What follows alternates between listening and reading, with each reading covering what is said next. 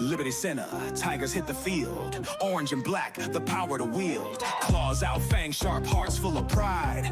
On this gridiron, we ain't trying to hide. Quarterback's got an arm like a cannon. Linebacker strike, you don't know what happened. Running back cuts, defenders in the rear. Fans in the stands roar loud and clear. Hit Liberty, run that score high. Orange and black make them wonder why. Hit Liberty, show them what we got. Tigers on the prowl, we can't be stopped. Coach got the plays, got the strategy. Defense like a wall, pure energy. Special teams turning the tide fast. Every single play makes the moment last. Cheerleaders hype, crowd in a frenzy. Marching band plays, beats dropping heavy. Sidelines electric, can't fake that zeal. Tigers on the hunt, it's all so real. Hit Liberty, run that score high. Orange and black make them wonder why. Hit Liberty, show them what we got. Tigers on the prowl, we can't be stopped.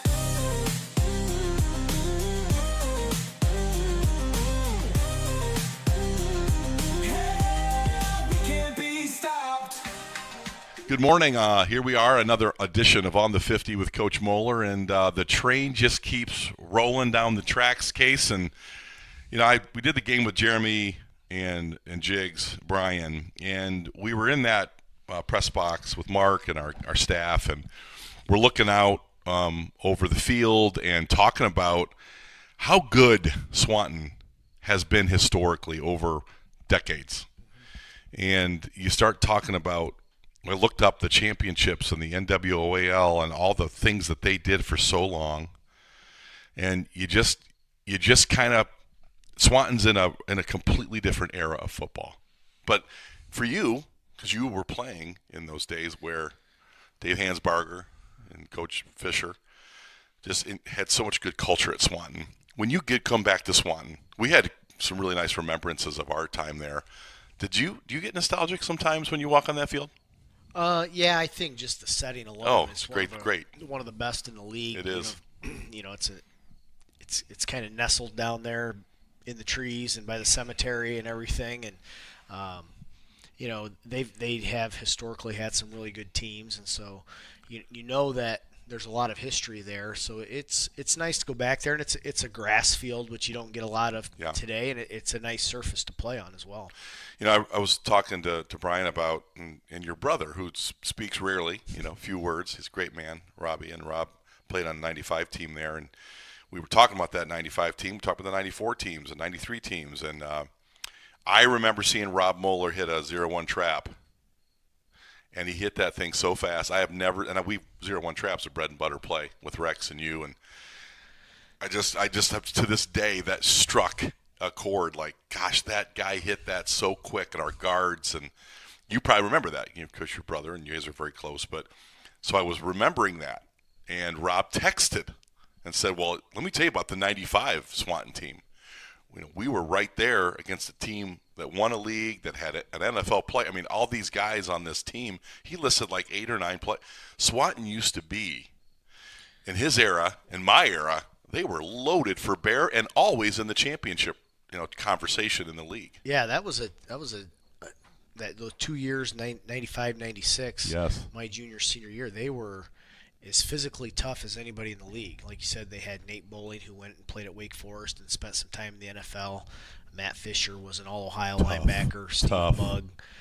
Then they had athletes, so they were, your typical late 80s, early 90s type of team, and they were just physical and well coached, and they were committed to the game. And I think, in today's era, you don't always have that in a lot of communities, that there's a huge commitment to the sport. We're fortunate that we have it. Well, it was great to be back, and we were talking about the top stadiums in Northwest Ohio, and Swanton, as you said, ranks way up there. It was a cool, nostalgic trip. Yeah. The game, unfortunately, has not been very good for us, but I think there were some good takeaways if you're looking. And you're down there coaching, man. You got this game under control very early, but headsets weren't off, and you guys weren't having popcorn and mellow yellow. I mean, you guys were coaching. There were some really nice performances in that game. Ty Jackson, I thought, as a senior, you've asked him to do some hard things with the injuries that you've suffered, and I just thought he played really well. He's played very well for you. Yeah, he did a great job. He had a big interception with a nice return.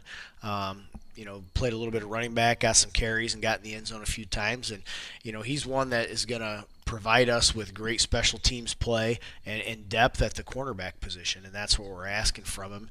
And he's getting better every week, and his role is really vital to our success. We were excited to see Isaiah Badenhop back. Anytime you start having head injuries and jaw injuries, and those are tough. You get into protocols, and you want your kids to be healthy, and you are a stickler at you're not healthy, you're just not going to play. And everybody knows that. So they getting kids healthy, keeping them healthy, I think has been a key takeaway from you and your coaches, and Amanda, she's almost like our team physician. She does such a great job. But good to see him back. And I just really feel like Caden Sonnenberg has changed, once you lost such a key player in Roars, Tyler, which is just continues, will be, unfortunately, a cloud for that senior class. I don't think that they're going to – it's a negative thing for them. They're going to use it, and I think Tyler's such a great person, and he's going to come through this. But there was a little moment like, doggone it, we lost such an important player, and we were young back there to begin with.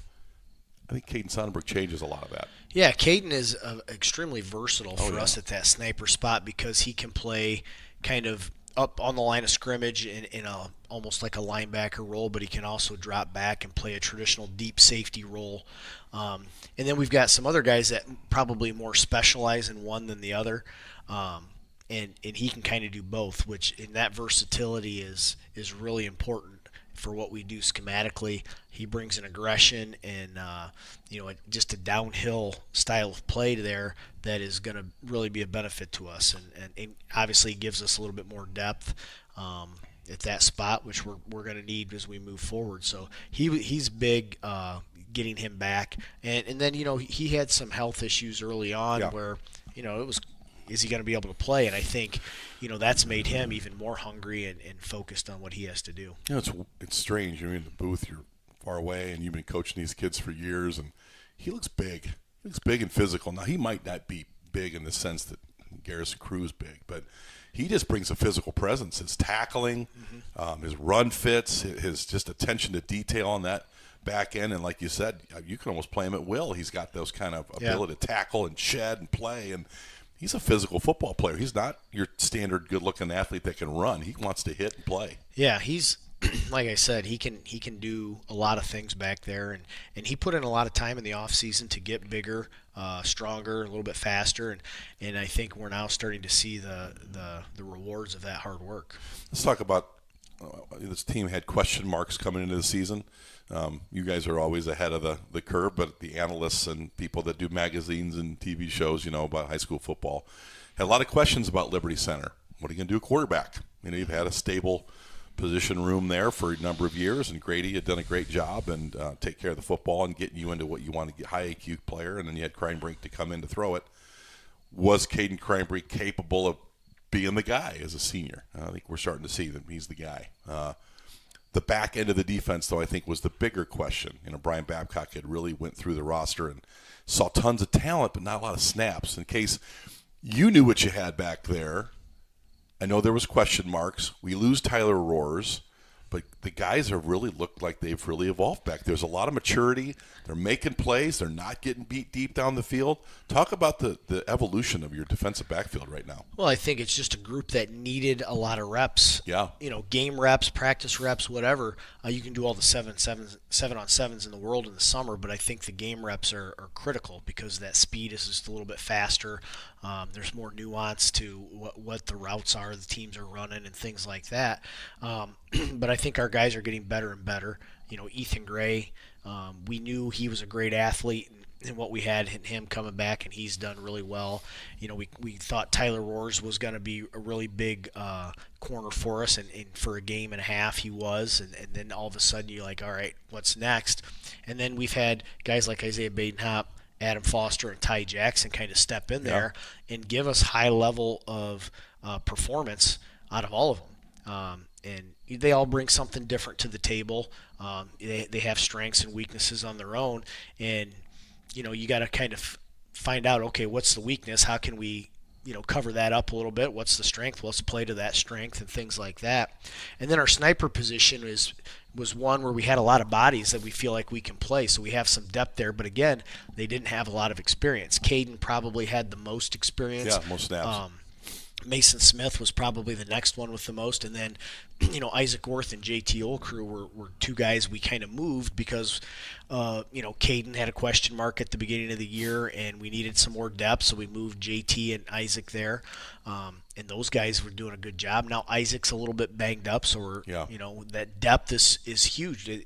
Had we not done that, we'd been scrambling, finding guys, and Brady Badenhop is another one who is emerging as a guy that we like a lot, and it just needs more reps and more experience, and he's going to be really good, I think. So you kind of went from a position with question marks, lack of snaps, and trying to figure things out in camp in July, and it looks like a position group that's pretty strong and deep. And I'm not saying it wasn't always good.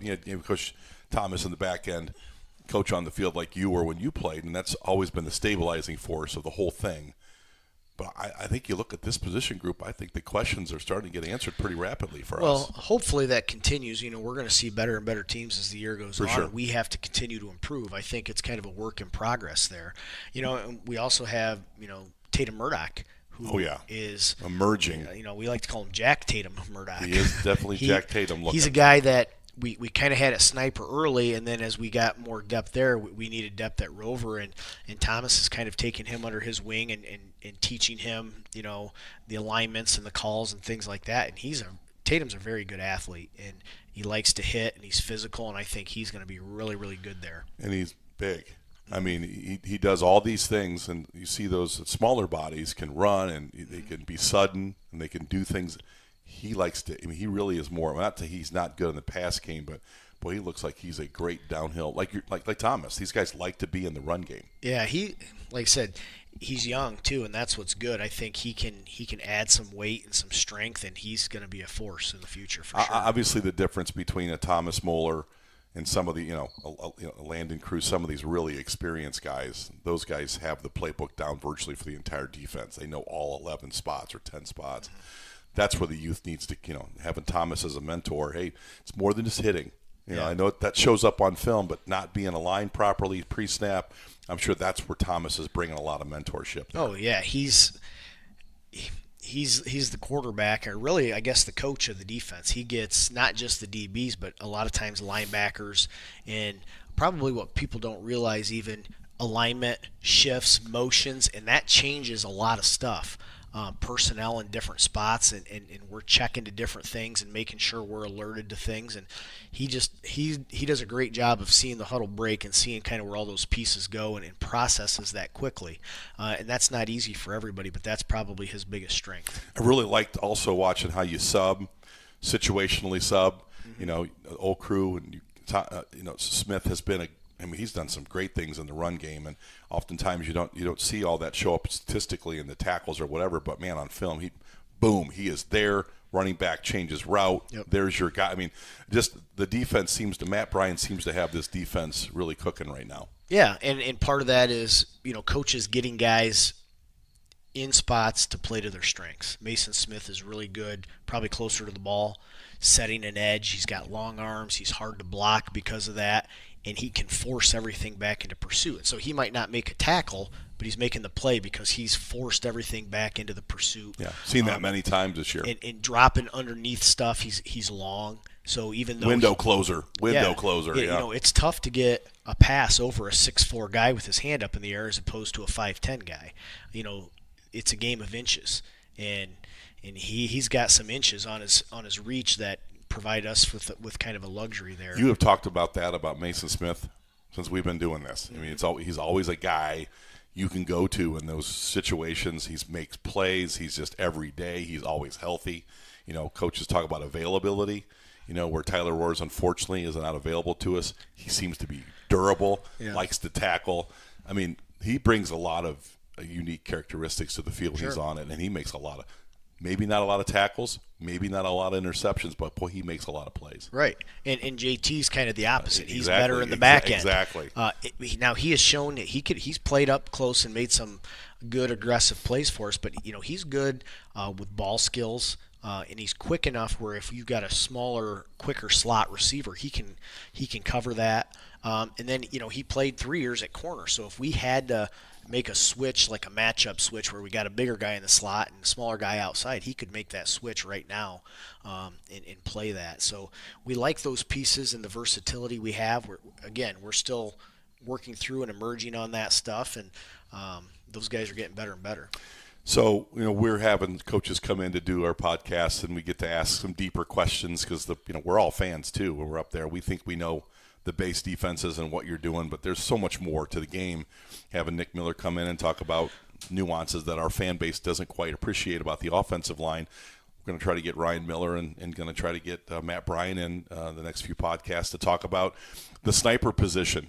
We hear it. It sounds cool. They're doing all kinds of cool things in space. There they are. There's their alignment. Maybe give 30 seconds to the idea of what this whole sniper construct is, because it does look kind of corner, does look kind of safety, kind of looks like outside linebackers sometimes. And I think it takes a lot of skills to play that spot. Yeah, it's kind of a spot where you're almost a hybrid. Yeah. And we've had, in the years past, we've subbed guys like a Brooks Bainfelt was a big, strong kid. If they've got a tight end H-back, you're up there playing the run. Was good enough to play, the pass a little bit. He was a bad dude. Yeah. He was a bad dude. And then at that time, Thomas was a sophomore and more of a passing situation. He would come in and play more of the deeper pass responsibility stuff. But that's a position that they have to adjust based on formation. When there's trips on one side, we're taking snipers and moving over to the other side of the field. Sometimes they're playing up in the box, from tight end to tight end. Sometimes they're out in space. Sometimes they're playing a deep, quarter of the field. So yeah. They're probably playing more space than anybody because they could be on the left side, they could be on the right side, they could be playing deep, they could be playing short. They might have a deep route in a coverage, they might have flats in a coverage. And it's just, we ask a lot out of them, and they've got to have a certain skill set. And they've got to have a knowledge of, I don't just stand over here and when the huddle breaks and I stay there. They're constantly moving, and we're getting on them about don't go to one side, stay in the middle, see what the formation is, see where the personnel is, and then adjust from there. Pre-snap and alignments are just talking to Matt Bryan a little bit, saying, Scott, you see all these plays and tackles, interceptions, but it all really starts on the pre-snap reads, proper alignments, and that film study. A lot of these kids are on that huddle film, and you really preach that. These 4 and 5 wide route combinations can be really difficult. We didn't face that in the 90s when you were playing. It was pretty vanilla. This is not vanilla offenses we're going against. And with today's passing game and the advent of the spread offense, the formations are endless. The personnel packages can be a lot, and then that you have certain coverage beaters. If they know you're in a cover 3, okay, we're going to run our cover 3 beaters. And those are concepts that cover 3 struggles to stop. We're going to run the corner off, we're going to occupy the safety, and we're going to find this hole right here between, the flat defender and the curl player. You got cover 2 beaters, you got man beaters. So we feel like you got to have answers. You can't just sit in one coverage all the time. You can't sit in one front all the time because, a lot of teams are going up there and they're just reading what you're lined up in, and then the coaches are yelling out, what play to run. And so it's really evolved, and you've got to be multiple, and you've got to be good at everything you do. And well, he's joking. In the old days, you used to be able to hide a player. Go stand out there or go play deep. You can't hide guys today because teams attack the field from sideline to sideline and from end zone to end zone, and it's hard to. You've got to have 11 guys out there that know what's going on. Well, that sniper position certainly has a lot of responsibilities and a lot of skills and athleticism. So when you see snipers playing, these are kids that can do a lot of different things against a lot of innovative offenses. Okay, very good. Swanton was the first league win. Liberty Center is a 4-win team. We are not undefeated. Okay, Mark Bryan I've been talking about. He reminds me all the time. Now, don't say that to Coach Moeller because he does not a buyer into undefeated. It is a 4-win team, and that is good to start the season out with a victory. We're 4-0. We head into Bryan, another traditional power that has fallen on hard times. The numbers haven't been there for that program. Again, when we played and when you played and when your dad played, Bryan was a monster. And you see a team 30, 40, 50, 60 years of a 100-year league, and they were good for 90 of them. But the last decade, it's been rough. Again, and you've talked about it, and this is someday we'll have a bigger discussion about how can we get football better. We need Swanton and Wasion and Bryan. we need those teams to be great again to make this every Friday. Not that we're taking Bryan for granted, but they've fallen on hard times. This team isn't what it was just a decade ago, 20 years ago, but they do present some interesting threats. Bryan is not going to lay down for Liberty Center, and I think there's always an edge when a team comes in and you're homecoming. I think there's a little bit of a, like, why am I homecoming? Well, there's a reason why. We're not scheduling Marion Local on homecoming. So, but your preview of Bryan, when you look at Bryan just initially for our fan base, what are you seeing out of Bryan? Well, very athletic. For sure. Good athletes. Not super big up front, but they're athletic. And sometimes I've said that in the past, that an athletic lineman is more dangerous than a big, strong lineman. Otsego. Those guys can move and get to level 2 and level 3. In the screen game, they can get out on the perimeter. And Bryan has a really good screen game. They throw the ball down the field. They RPO. Yep. So they're going to run the ball and set up some run, RPOs. pass, option. Run, pass, option. That's pretty vernacular for these guys, pretty common. But our fan base, they can run it, throw it, and they've got options on it, basically. Yeah, I mean, if you look at, the 70s, wishbone was an option attack. The 2000s, nobody's running wishbone, they're running RPOs, where the quarterback is fake, going to hand it off, but if he sees a coverage that he likes, he can pull the ball out and throw a quick slant or a pop pass to the tight end or something like that. And so if you get over aggressive and your linebackers are coming downhill to tackle the run, now all of a sudden you've opened up a big window for the quarterback and the receiver to throw to. And they do a good job of that. Their coaches know what they're looking for. They can manipulate by formation kind of what look they want and where they want to attack. So those are all things that Bryan can do. And they're young, which means they're going to get better and better every week. So you haven't seen their best. I mean, they're going to continue to. I mean, the way they look week 1, when you got a lot of sophomores and juniors, your week 1 performance is not the same as your week 5. And those kids are going to get way better. If you got a lot of seniors, your week 1 and week 5, you're probably not getting as much growth. You're always going to get growth, but not as much. When you got young guys, they're going to grow more. So. Well, when I looked at Bryan like you did, and you took just the opening look, you just see the versatility in the quarterback room. They got a guy that can throw it. They got a guy that can RPO run it. Yep. So, that you've got to prepare. And I think that people don't have a full appreciation for one entire style you're preparing for. Then here comes a dude that can sit there and pick you apart. Bryan has a couple of pretty good quarterbacks. Yeah, and I think they like them both, and they have a little bit different size, a little bit different body type, and one likes to get out on the edge and be an athlete. One likes to sling the ball around a little bit more than the other, but both of them can do both. They just have different strengths, and like I said, they've got athletes that can play in space, and that's what they do. They spread you out, get you in space, and hope to make plays. Well, certainly, Bryan is a threat. They've got a nostalgic program. They got very good athletes. They got quarterbacks that can threaten.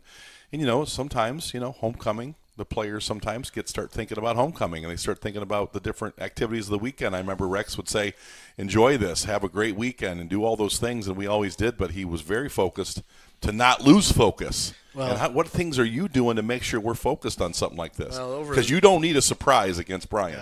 The last few years, last several years, we've really harped on we got to stay focused, because homecoming week is a lot of distractions. It's all week. It's all week. It's photos. It's getting ready for the dance, and what are you wearing? Who are you taking? I got to do this elaborate ask somebody to homecoming, which I think is ridiculous. Ho or whatever. I do too. And, what in the world are you doing?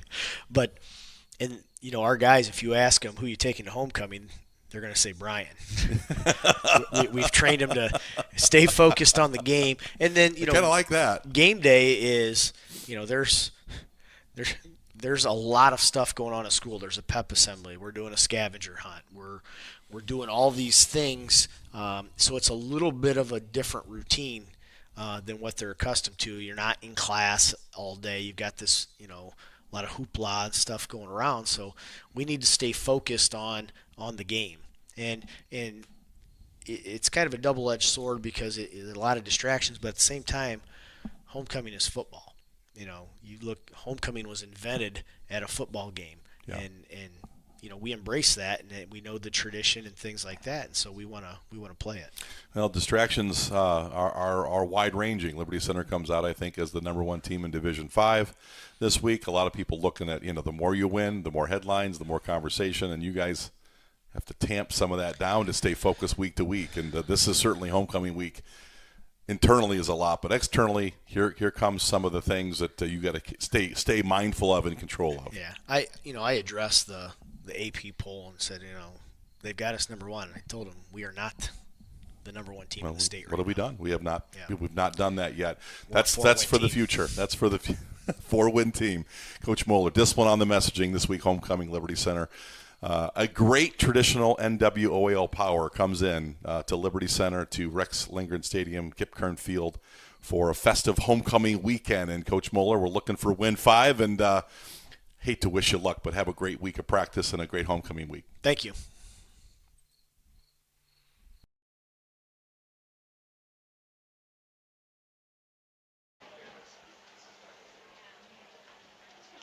Well, good evening, Tiger sports fans. Tonight here on Tiger Sports Live, it's varsity football. It's homecoming here at Rexlinger Field or Rexlinger Stadium, Kip Kern Field. I'm your host, Mark the Captain Bly.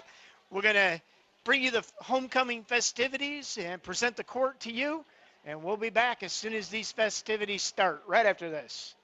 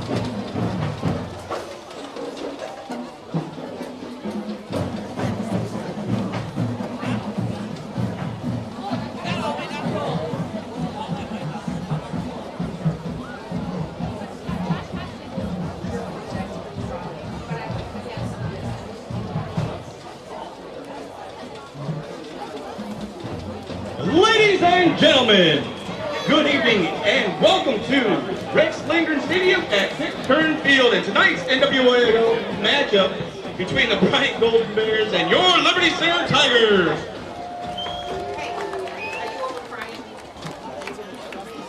The band is under the direction of Mr. Joel Keller and is led on the field by senior drum major Carly Ordway. The band would like to wish the cheerleaders and all fall sports teams a fantastic season. And as always, go Tigers!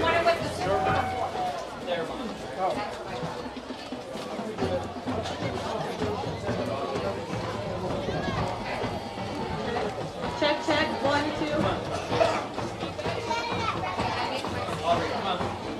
Back down, Mom.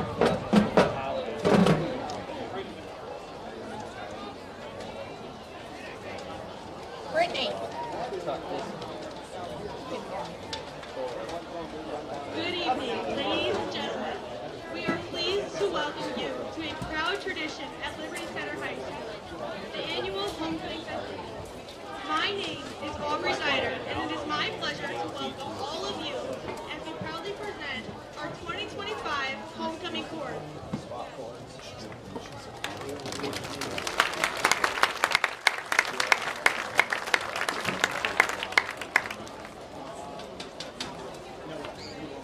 We begin tonight by welcoming to the field our freshman attendant, Miss Maya Stark. She is representing the class of 2029. Escorting Maya tonight is Jackson Ward. Her car was donated by Kyle Kern and is being driven by her uncle, Matt Stark. Ladies and gentlemen, the freshman attendant, Miss Maya Stark.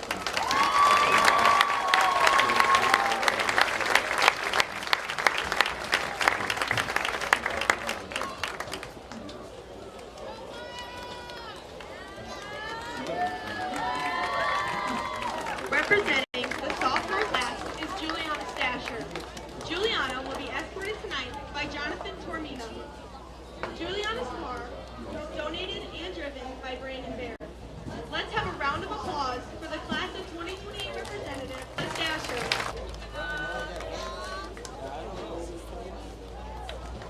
Next, we welcome the young lady who represents the class of 2027, our junior attendant, Miss Hope Atkinson. Hope is being escorted by Jackson Lonzak tonight. Hope's car is donated by Kennedy Kern and is being driven by her brother, Keith Atkinson. Ladies and gentlemen, our junior attendant, Miss Hope Atkinson.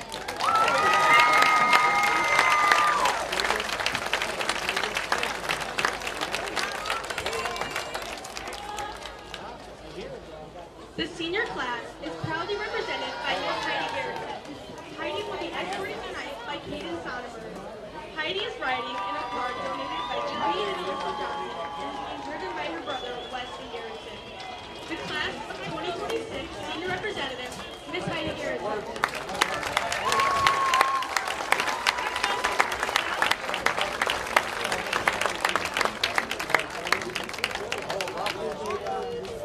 At this time, we ask that you please rise as we proudly welcome to the stadium our 2025 homecoming queen, Miss Callie Stoner.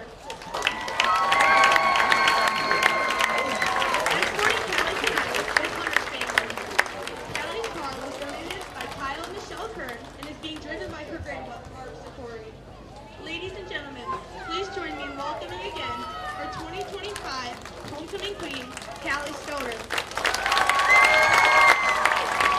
Joining Callie tonight are our honorary ballboy and cornman. The ballboy is Lincoln Marlin, a kindergartner here at LC. He is the son of Brad and Jamie Marlin, and his favorite Tiger football player is Hunter Spangler. The crown bearer is Kennedy Tamarine, and her favorite Tiger football player is Blake Tamarine. Thank you for all your help tonight, Lincoln and Kennedy.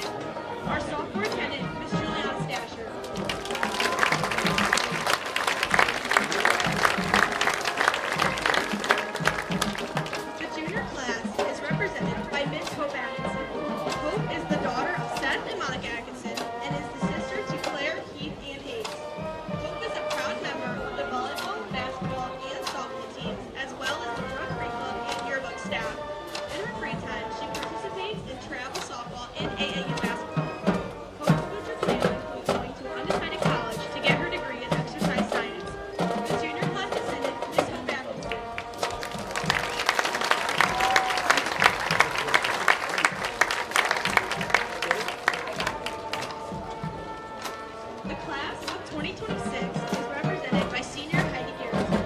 Heidi is the loving daughter of Heather and Blake Garrison. Heidi is involved in FFA, FCA, Student Council, and National Honor Society. She is also a class officer and a drug-free board member. Once Heidi leaves Liberty Center, she plans to attend Bowling Green State University to study to become a special education teacher with minors in Spanish, TESOL, and HDNFS. Please give a round of applause to our senior attendant, Miss Heidi Garrison.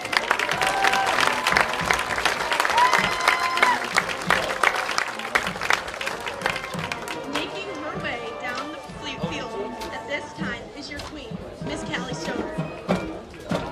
Callie is the daughter of Bill and Erica Stoner and sister to Wyatt Stoner. Callie is a member of the soccer and track and field team, as well as NHS, FCA, choir, the Yellow Ribbon Committee, and the drug-free program. She also volunteers at the Fulton County Health Center and attends the Liberty Chapel Church. You can find Callie baking, drawing, shopping, singing, and hanging out with her friends and family. Callie's future plans include attending the University of Toledo to pursue a career in OBGYN. Ladies and gentlemen, your 2025 homecoming queen, Miss Callie Stoner.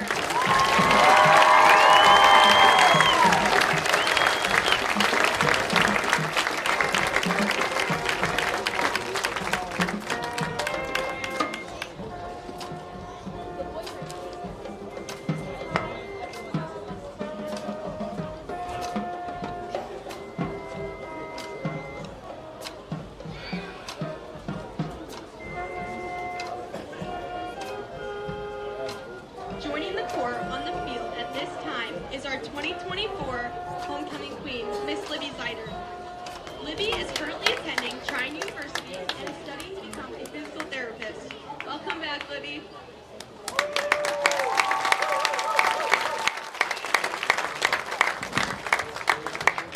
At this time, Libby will crown our new queen, officially making Callie the 2025 homecoming queen. Joining Libby is Crown Bearer Kennedy Tamarine.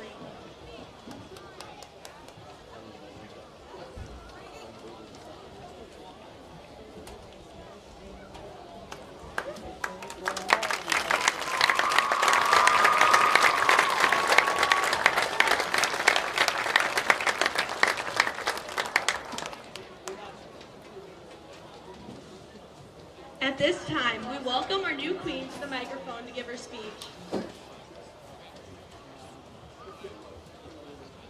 Hello, and welcome to the 2025 homecoming football game. This community, this school, the traditions are what set Liberty Center apart from the rest. To stand here today as your homecoming queen is a moment that will live in my memories forever. From Mrs. Lamb to Mrs. Holman to Mrs. Underwood and Mr. Miller, and all the faculty and staff that has committed their time into making us the people we are today. For making countless efforts and showing us the real world ahead of us. It is a privilege to be able to live in the most entertaining, passionate, remarkable schools in Northwest Ohio, and arguably the whole state of Ohio. With not only the best community and support, but the greatest football team around. Through this exciting opportunity, there are many people I am blessed to thank today. First, to Kyle and Michelle Kern for the use of their car. To my papa for being my chauffeur, for the love and support all my family has given me throughout this experience. To my soccer girls, who have been there for me, supported me, and love the sport with passion and determination to get better each and every day. To my escort, Hunter Spangler, thank you for always being there for me, not just today, but ever since our journey started freshman year. And to my core, these girls over the past few weeks have been amazing, and of course, beautiful as always, not only on the outside, but on the inside as well. And it is my pleasure to stand up here with them today. To my parents, who have shown me that it's okay to be yourself and to always treat others as you want to be treated. From the time I was little to now, I've started to realize the importance they have played in shaping my life and guiding me to where I am now. To my little brother Wyatt, who I may argue with, but will forever love deeply. And finally, to one of the most influential beings in my life, God. He has loved me, guided me, given me strength and confidence that I can do anything when I have a relationship with him. One of my favorite verses says, "Trust in the Lord with all your heart and lean not on your own understanding. In all your ways acknowledge him, and he shall direct your paths." He has touched my heart with these words because it always reminds me that no matter what I'm going through or what the person next to me is going through, if you lean on him and admit that you cannot do this alone, he will guide you in more ways than you realize. Over the past few weeks, when thinking about what to write in this speech, one word came to mind: home. Now to many of you, the meaning may be obvious, but there's a multitude of meanings to me. When you come upon a town like this, with the passion, love, and excitement every Friday night, no matter how far, the stands are packed, the cheerleaders are cheering on the team, and the student section is yelling as loud as they can. With the band playing the fight song, and every person standing for our proud country. And to the football team, who makes it all the more memorable in those moments. Not only this, but all other sports and events that LC students are a part of, each and every person is involved and wants to show their support. Being able to be a part of a community that makes you feel welcomed and loved like a home is something many cannot say they have.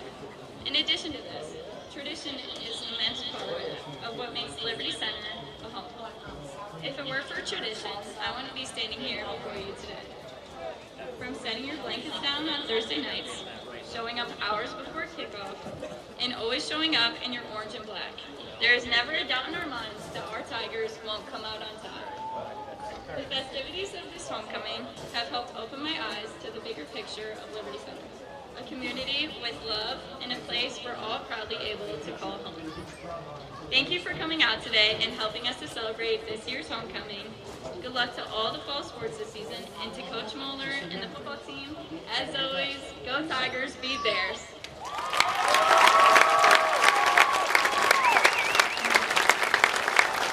We once again welcome our honorary Cowboy, Lincoln Marlin, to the field as he will now present escort Hunter Spangler with the game ball.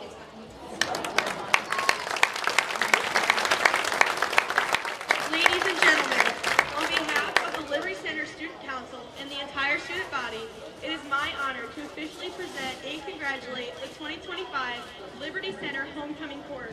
Congratulations, ladies. This concludes the pregame homecoming ceremony. My name is Aubrey Heider, and I want to thank you all for being a part of the rich tradition of homecoming here at Liberty Center. And as always, go Tigers, beat the Bears.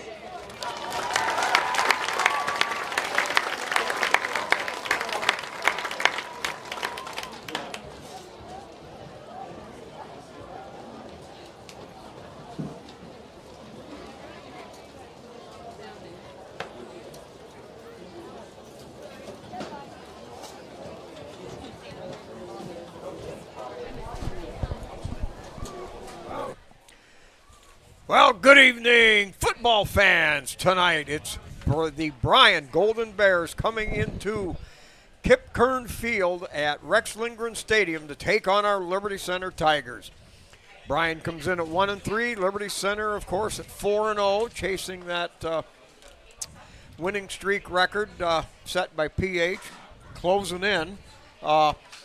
It's been a kind of a tough 2 weeks for Liberty Center, so they've changed, not a tough 2 weeks in the games per se, but you know, the mood of the team, the mode of the team, the direction of the team had to change so they could keep the continuity, the focus and energy together. So the last 2 weeks the team has lifted more. They haven't done as much out on the practice field, not quite as much, but they've gotten stronger. They ran a lot. There's been more energy, and they've tried to create a situation where they were adding strength when other teams in the middle of the season are trying to crack down. So tonight, Bryan, over the last 14 games, counting all of last year, has only averaged 1 touchdown a game. And so Liberty Center, again, a prohibitive favorite. I know the practices this week have been less than what you would say preparing for state championship game maybe, but that's to be expected with the season as it is. So we got Bucky here and Jiggs, and we're going to give her a row tonight and get these guys a-going. This Bryan team, Jiggs, is 1-3. They've struggled to score. They were 1-9 last year. This is year 2 under head coach Scott Statton coming over from Eden, where he had some success. 1-9 though in his first year, and they really struggled to score. They struggled to stop people last year. This season, you come into the season, have beaten Bowling Green. I thought was a good win for them. Van Wert is always very difficult for them. Patrick Henry really routed them, and a good Fairview team was undefeated, beat them up pretty good too. But that win over Bowling Green, I think that was an important win for them. Yep. I think tonight they feature 2 quarterbacks, and I think that is an interesting thing for Liberty to have to prepare for. 2 quarterbacks and a spread offense that has some weapons to it. Yeah, certainly. They got a couple young kids playing the quarterback position. You got a sophomore and a freshman that are going to rotate here tonight. They're going to look to get the ball out outside of the receivers. I wouldn't expect them to really focus on the run game tonight, but it's a team that is rebuilding. They have struggled the last several years, and this is a very young team. They have some young classes. I believe the freshman class is highly touted. Sophomore class as well. So this is a younger Bryan team that's looking to build some momentum back.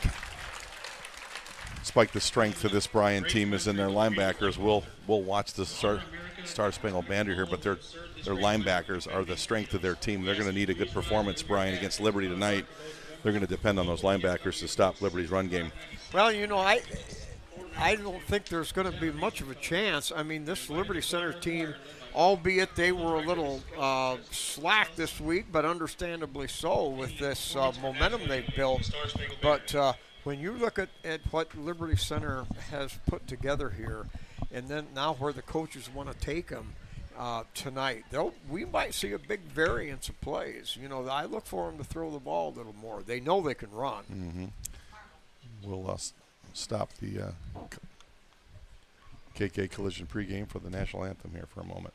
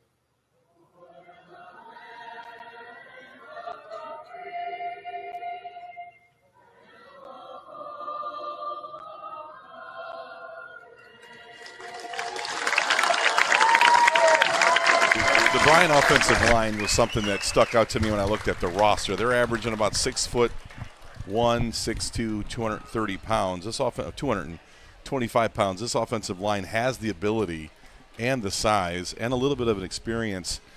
If they get this run game going a little bit with these quarterbacks, you've got 2 quarterbacks tonight. One likes to throw it, Rhett McGill, sophomore, 6'2", 177. But Jake Arnold's the good athlete. He likes to run it. So if their offensive line can get on track and get the young freshman some room to breathe, it's all about first downs and possession for Bryan. Swanton could not get that done last week. Can Bryan do it this week? Yeah, well, you saw some of the film in Patrick Henry, Bryan last week. It was very similar to us and Swanton. Couldn't get a first down, couldn't establish the line of scrimmage. It looked like it was, Patrick Henry's defensive line just on a tidal wave on at the beginning of the snap. So that's going to be important because you do not want this front seven coming at you. You've got to hold up and give your quarterback and running backs a chance. And I think it's going to be a tall task for Bryan tonight. Bryan's got two good-looking athletes, though. Junior tight end, number 11, a 6'3", 205-pound, like, H-back tight end, and Jacob Urin. You know, he's a good-looking player. I mean, he's probably their best athlete. He definitely pops off the roster when you watch him on film, very athletic. And their senior running back, Cade Carlin, is probably overall their most productive player. So they have weapons. They're going to spread the field. This is a team that, you know, I don't know what they feel about playing Liberty Center tonight. But, you know, for them to start making some progress in the program, tonight's a big barometer for them. Can they hang in this game? Yeah, and number 11, they're going to look to get him on quick passes. They kind of use him out of that H tight end, quick pop passes. So linebackers are going to have to be active, looking for that. That's a play that they like to kind of get him on them short passes. And you know what it was like playing as a freshman and sophomore. Very difficult. And you come in as a quarterback into this stadium playing against this team. That is a tall task, and you know you don't like to play freshmen on your team, but unfortunately Bryan is forced to due to some of their lack of talent right now. So you know, the young freshman, this number 8, Jake Arnold, he's a good-looking player. That's a guy you're going to have to keep an eye on for the years to come, but we'll see how he does tonight against this Liberty Center team. Spike, the question is Liberty Center. You know, last week they started out big pass. You know, you had kind of indicated Liberty's probably going to show more balance. Casey talked about it in the paper. He wants to be able to do both, run and pass effectively, balance this thing up, and see what Liberty can do on the offensive side of the ball. Well, and in practice, that's about what it's been doing. That's what they've been doing. It's been a very level balance completely between passing and running. All right, the opening kick, high end over end, and that's going to land in the end zone. Max Walker averaging 64 yards a kickoff, which alludes into 4 yards deep every time. He did her again. You know, we see a lot of teams, Jigs, just pass on opportunities in the special teams, and I think that has a lot to do with the physicality of our coverage teams. Yep. Bryan won the toss. They elected to receive. They've got the ball after the touchback at the 20-yard line. You're going to see a lot of spread from this Bryan team, 3, 4, and 5 wide receivers, and they start out with the youngster at quarterback, Jake Arnold. Tight end on the right, now motion toward the right. And now procedure call. Ooh. Puts Bryan behind the sticks. Not a place where you want to start, Spike, against this rugged Liberty Center defense. And it's going to take some discipline again tonight. A lot of motion, a lot of trade, meaning that players trading from side to side. Liberty's going to have to keep discipline on the snap and read their keys. All right, Tigers show that 3-man defensive front.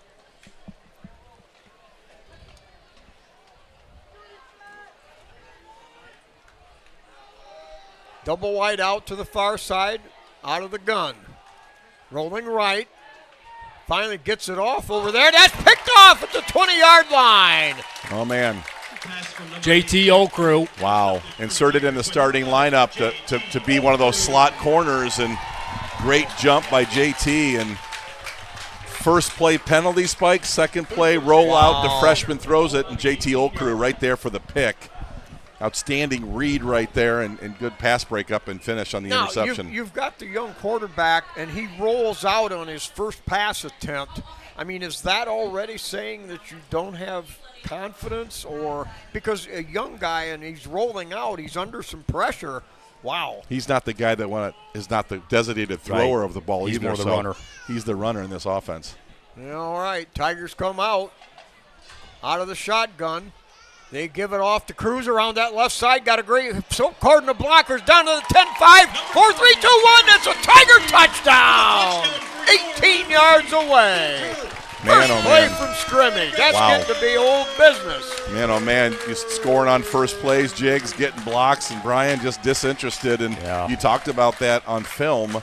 They don't tackle well, and they give up a lot of points, and here's Liberty just right now getting on top of it. They really don't pursue to the ball on defense, and they act disinterested at times, and that looked pretty disinterested. Cougar there snap for Bryan high. defense. Good grab by Kreinbrink. Kick is down. It is up, and it is good by Walker. Yeah, much like last week, Spike, Liberty Center, just explosive play, and this was nothing special. This was just a kind of an outside run, a 7, Yep. And Liberty basically blocked it up perfectly, and there was not a lot of run support. And boy, oh boy, it's explosive play. And Casey talked about that this week. He wanted focus and energy. Last night, the team was lethargic coming out in their 4-minute offense practice, and it was kind of like, come on, guys, let's put it together. Where do you want to go with this season, you know? And so right away tonight, first play from scrimmage, that was textbook perfect. You saw 5 different blockers out there, and Bryan didn't have a chance. Bryan's going to need to do something to stay in this game. This is a nightmare start. Special teams, these are opportunities. You've got wide open fields. Oftentimes Max Walker outkicks his coverage. Man, if I was a Bryan coach right now, I need to play, and you got to get it somewhere, and you better get it quick. Yeah.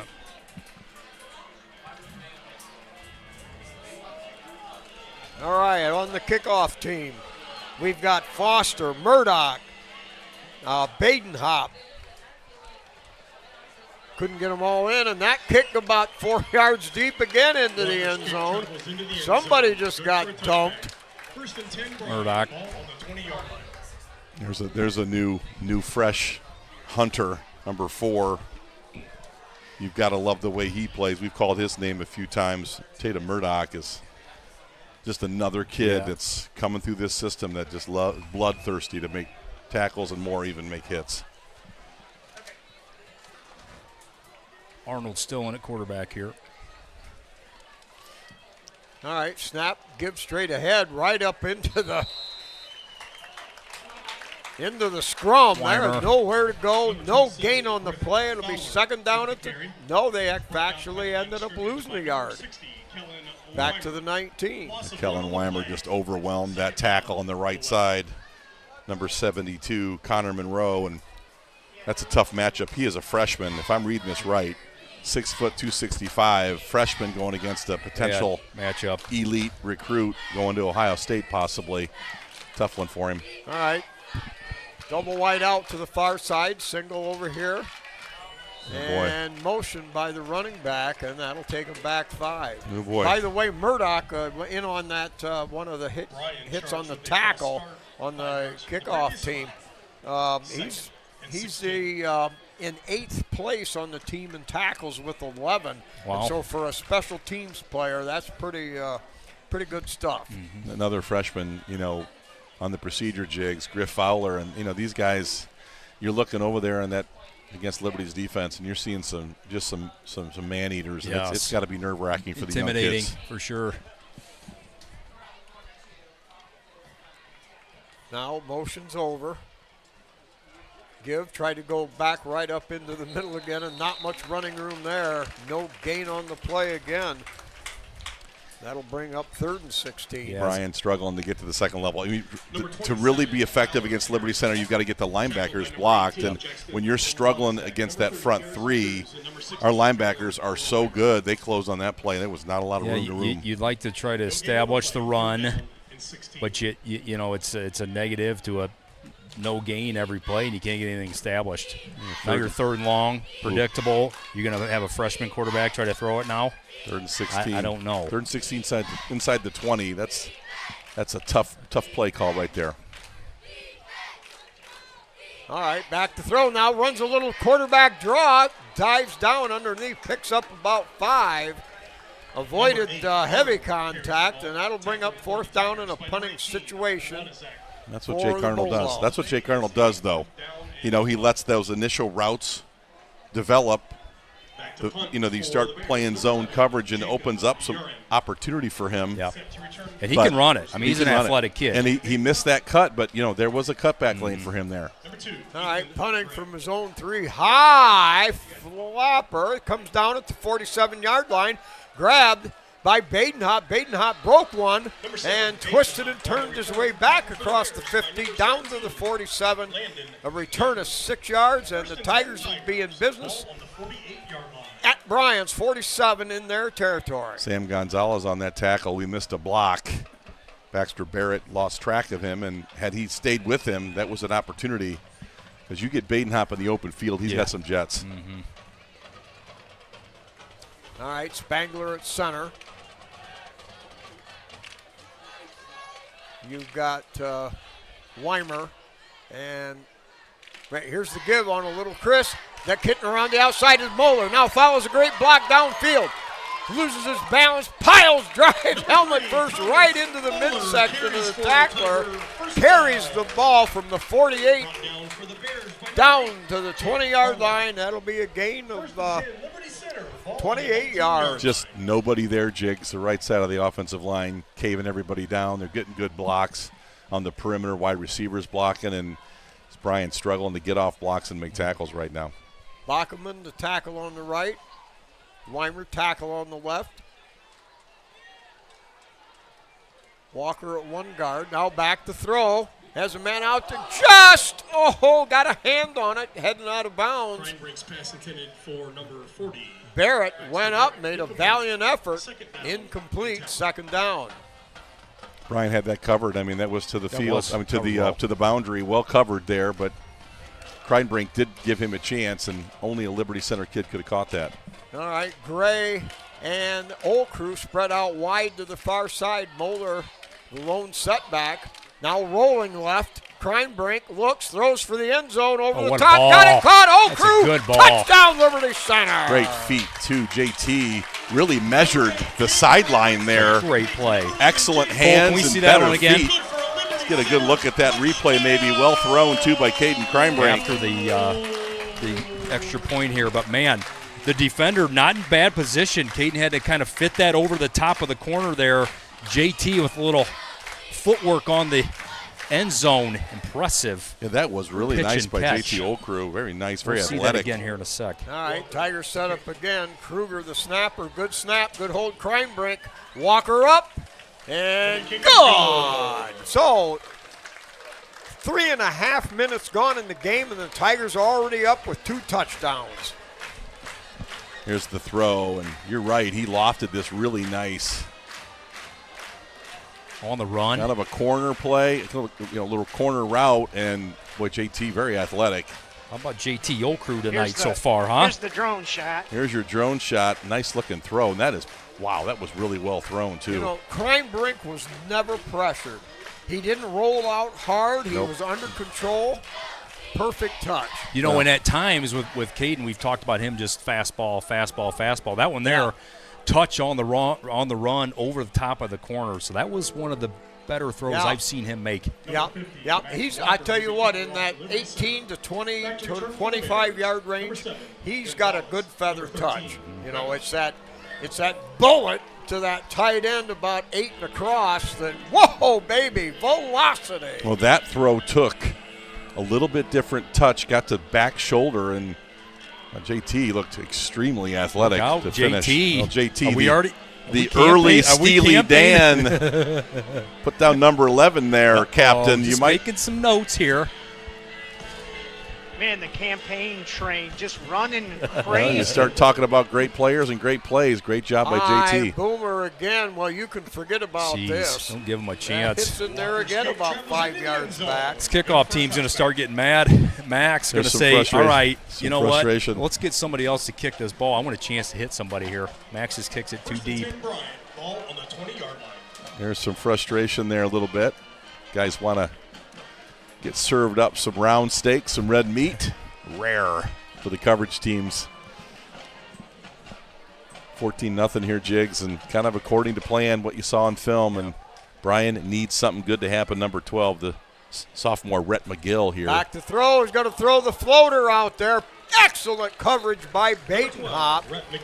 Had him blanketed all the way, made that little move, stepped into him with the hip, and had him boxed out, if you will, as in basketball. That's the 6'2 sophomore Rhett McGill, and that's what he does. He's got good pocket presence, and that wasn't a bad throw to Easton Kerr, the 6-foot sophomore, but Isaiah Batenhop. I've been liking Isaiah in coverage the last couple weeks. He's just been on top of those deep balls, running routes for guys. Man, he's got good footwork. He's gritty too, man. He will fight you in those routes. All right, now we've got Bryan has trip receivers to the far side. Over the middle, dropped. That looked a little alligator armish right there for Aiden Wallace. Intended for number 1, Aiden Wallace. Now there's a senior spike that's got to make that play because you get that 4 or 5 yard gain, and you've got an opportunity for a first down. Bryan here in the first quarter, they need some first downs. Positive plays. You got to make that catch. That ball was well thrown by McGill, and that's tough. That's a tough miss for Bryan. All right, Moeller, the center fielder on defense. Now he lightens it up. Double receiver over here. Little delay. Now the quarterback, I think that was a busted play and had to just tuck it under. Lost a yard on the play.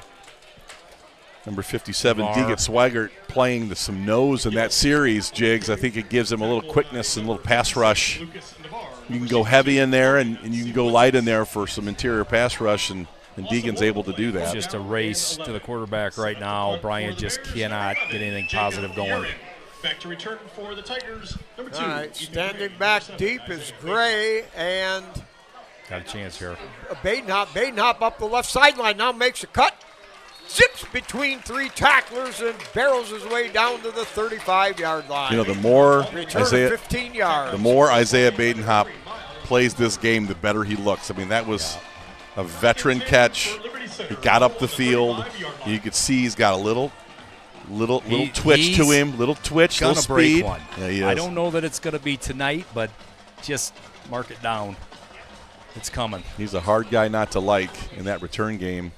We've already talked about him as a defensive back. Sonnenberg spread out wide to the right with a double wing formation. Now motion right. They're going to give it straight ahead to Cruz. Cruz pounds forward for about 5 down near the 30-yard line. Number 30, Garrison Cruz averaging. These numbers are really superficial. They don't really matter after 4 games. Cruz averaging 11 a carry. Moeller averaging 8.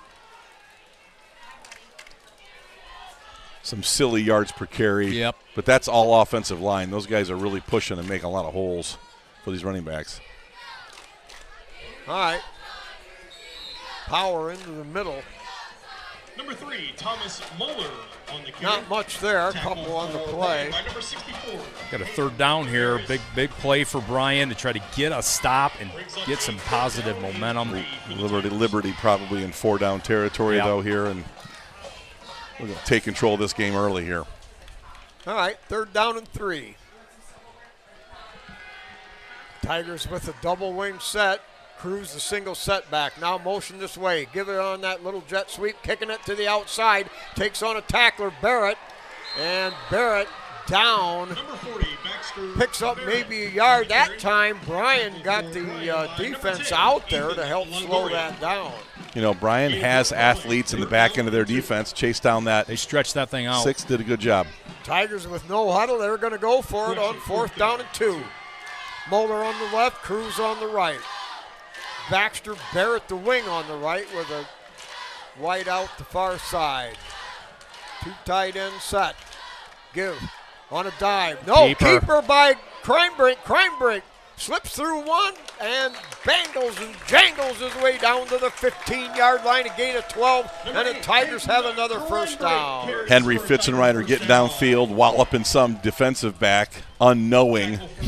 Give the coaches upstairs credit there. I'm guessing they were watching that defensive end crash. They said, "Yep, keep it. We'll be wide open." You were the master. You were the master of the keep. Just put it on the hip and let's get it outside. Henry Fitzenreiter kind of climbing the depth charts a little bit. He's a tough kid, man. Getting more reps. Tigers show double wide out to the far side. Barrett now shifts over. Now they've got 3 Gary Wildcat in the slot. What is this? Throwing it over the top, and the defender close fast. Cruz. Now they're trying to say the deflection was intercepted. We'll see. I think they're going to give him the interception here for some mercy. Oh, they're going to call it down. Ooh. It would have been a mercy call. So Gary gets in a wildcat and tries to throw a little 5-yard hookup. You saw the dime last week he threw. Yeah, right? no, well, that was a shot. That was an Indian wooden nickel right there. Well, they've worked on that the last few weeks. That's part of the repertoire. Well, it's a nice wrinkle. You see him in the backfield, you're thinking, oh, he's running. So it's good to throw it on film. All right, now Crimebrink under center. They're going to give it straight ahead to Cruz. Jumps over one, carries two more. Still testing and battling and pounding. Wow. He's down near the goal line. That's a touchdown. And they say he's in for a Tiger touchdown. What an effort by Gary Cruz. Holy moly. And I want to make a correction. I said he's averaging 16 yards a carry. But again, this early in the year, kind of academic. Well, he is such an explosive touchdown guy that he's gotten so many big runs. Those averages are going to be huge. All right. Kruger to crime break. Max Walker up, and it is good again. Max Walker getting into a rhythm now in the point after touchdown kick. Perry filled in for him for a couple games, but Max getting back in stride. You know, Max Perry was excellent for us, and Max Perry ever gets banged up, you've got yourself another kicker in Max Perry. Yeah, Max. Let's see what the drone footage has on this touchdown, if we can get it. Gary running inside at like a zero. Boom, good looking block right there. Hit downfield. People. There's 5 guys on him. Man, oh man, Spangler downfield. That? Was that Navarre 74 56, on the 74. I'm telling you, get him into the end zone to push. There was some great initial blocks, and and you could be patient in there. You want to be explosive sometimes, Jigs, but you need the blocks, the touchdown blocks, to be set up. So nice looking play, looks like it was a zero trap, and once he got to the second level, good luck. You got to jump on the back and ride the train into the end zone. 21-0 here, and again, I think you kind of started feeling like this could happen. Yes. And you want this to be a game, and we talked about Swanton last week and all the great tradition and history they've got in their program. Bryan, a lot of tradition and history. And Spike will talk about the history. He's got some numbers for us. Perry now kicks off. That'll come down at the 8-yard line. Return up to the right hash.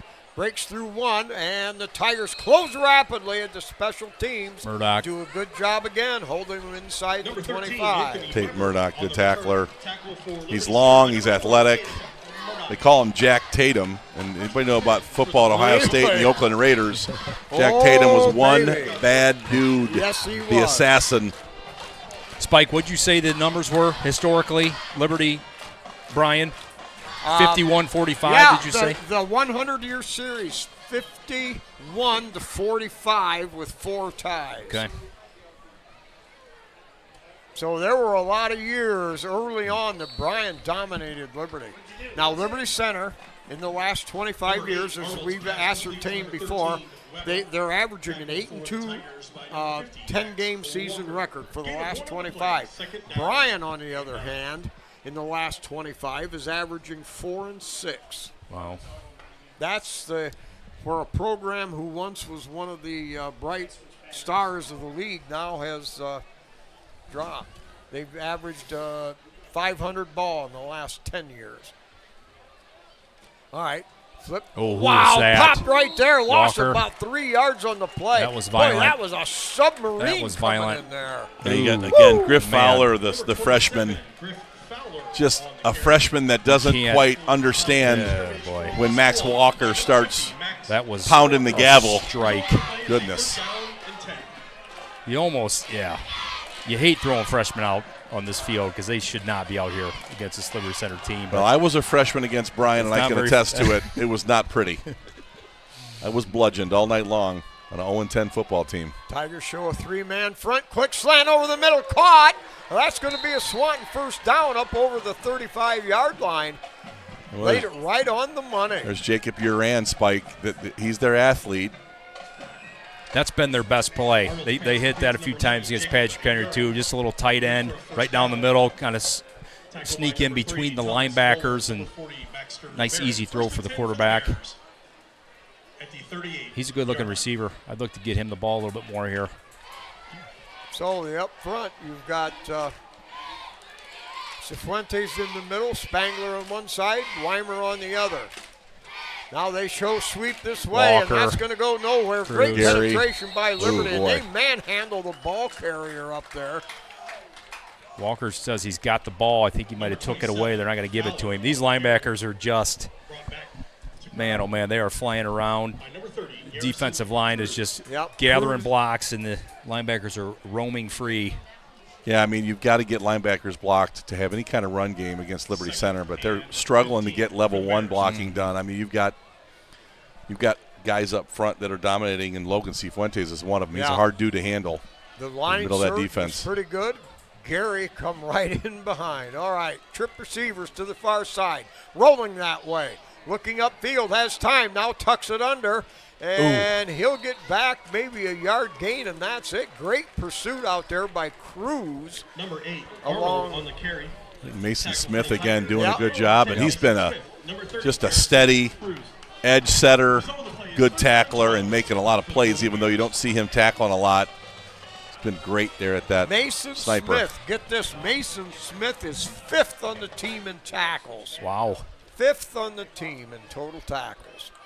That guy mixes it up. Good player. All right, 3rd down and 12 for Bryan. Out of the gun. They'll fake the handoff, rolls right, runs into. He's got some shake. Ooh, that's a big hit. Good pursuit by the Tigers. It'll pick up of about 4, but that'll bring up 4th down and 9 to go. Still a minute 40 here in this first quarter. The young freshman Arnold, he's got some shake. You can see he's got some moves in open space. You just hope a kid like that can stay healthy throughout this whole year and come back his sophomore year. And I think they got a good-looking future.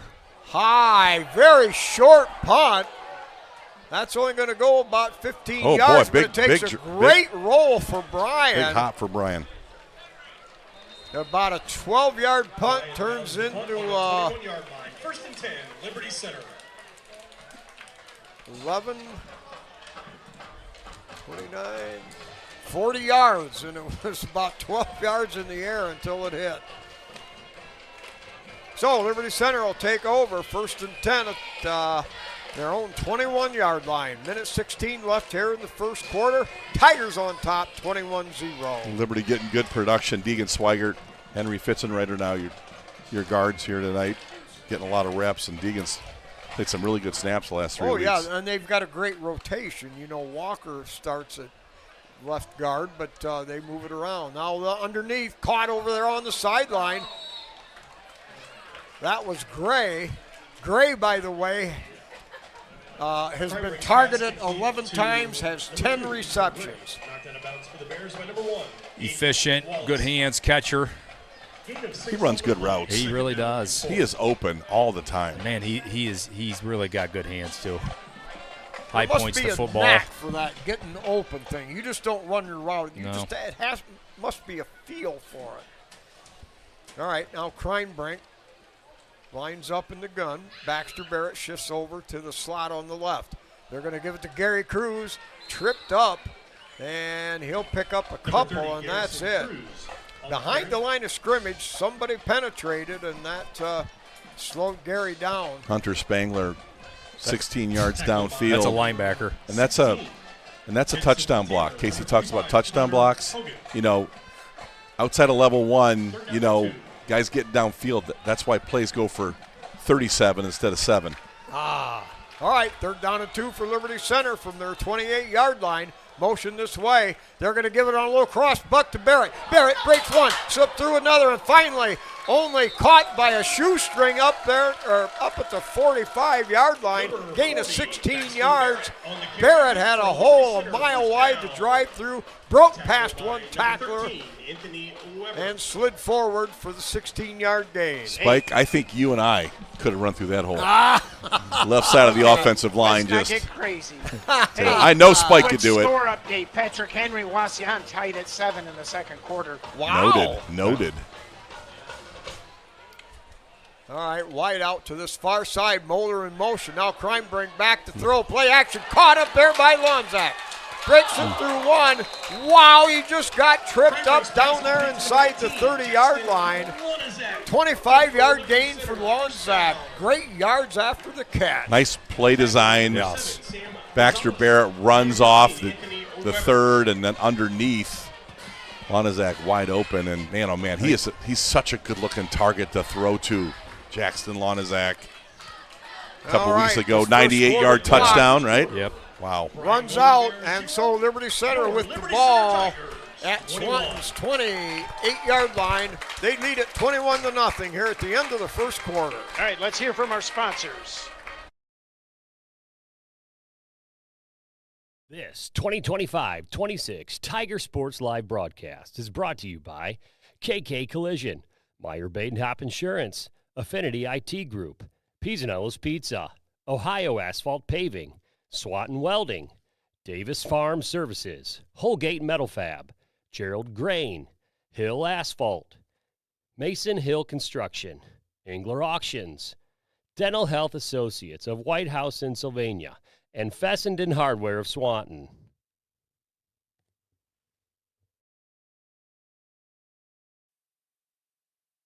Liberty Center in charge from Liberty Center. The opening kickoff from Liberty.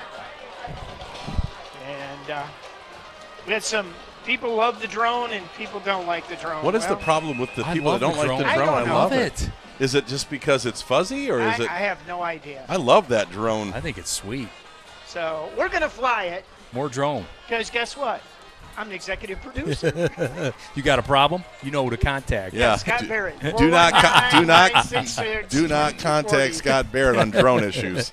All right, Tigers have a double wide out to the wide side. They're going to give it to Mulder. Kicks it around there, and he'll pound forward down inside the 20 to the 18-yard line, gaining 9 on the play. Fabulous block by Deegan Swigert. Deegan gets to the second level, turns in.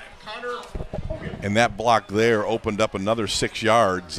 Guards looking really good tonight. Movement, crispness, doing their job, getting blocks. Good job by Deegan Swigert. All right, we've got Old Crew and Gray spread out wide to the left. Wing left set with tight end right. Now motion Barrett. They're going to give it to Barrett on a jet sweep. Cuts up inside a great block. Now jukes and drives. Hits there, stays on his feet. Drives another 5, 4, 3, 2, 1. Yeah, he Leap did. forward. It's a Liberty Center Tiger touchdown. Wait a minute. They haven't They got to signaled give it for to him. sure. Yes, they did. He did. He got in that last effort. Baxter Barrett on a scintillating run. Followed the great Moeller block. Kicks it to the outside. Broke a tackle.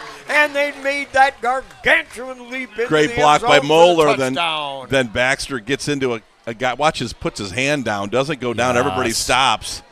And then the big effort to smell finish. it. Got it. Yes. Rex Lindgren loves it when you smell the goal line. Finish it. Great job by Baxter, but good block by Moeller.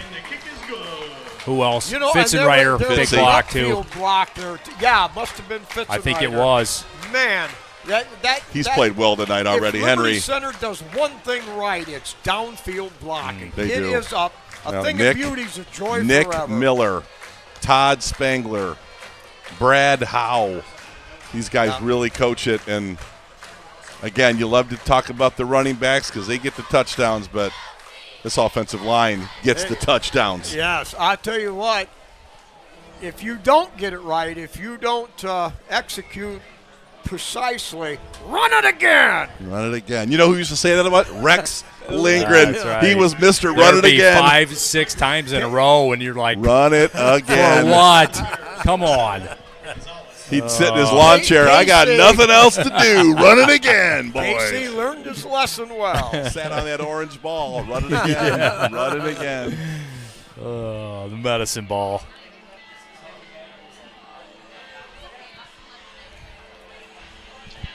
I think. All right, so Perry now to kick off for Liberty. A line drive Good kick, move. end over end, comes down at the 10-yard line. Return toward the left hash. Tries to get outside, has a seam.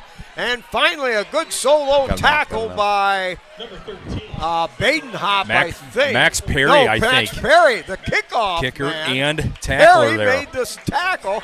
Could have been a touchdown saver. Now, Brian Hefflinger getting a lot of subs in on the coverage, but that was a good-looking run back. That's where Bryan can make a difference.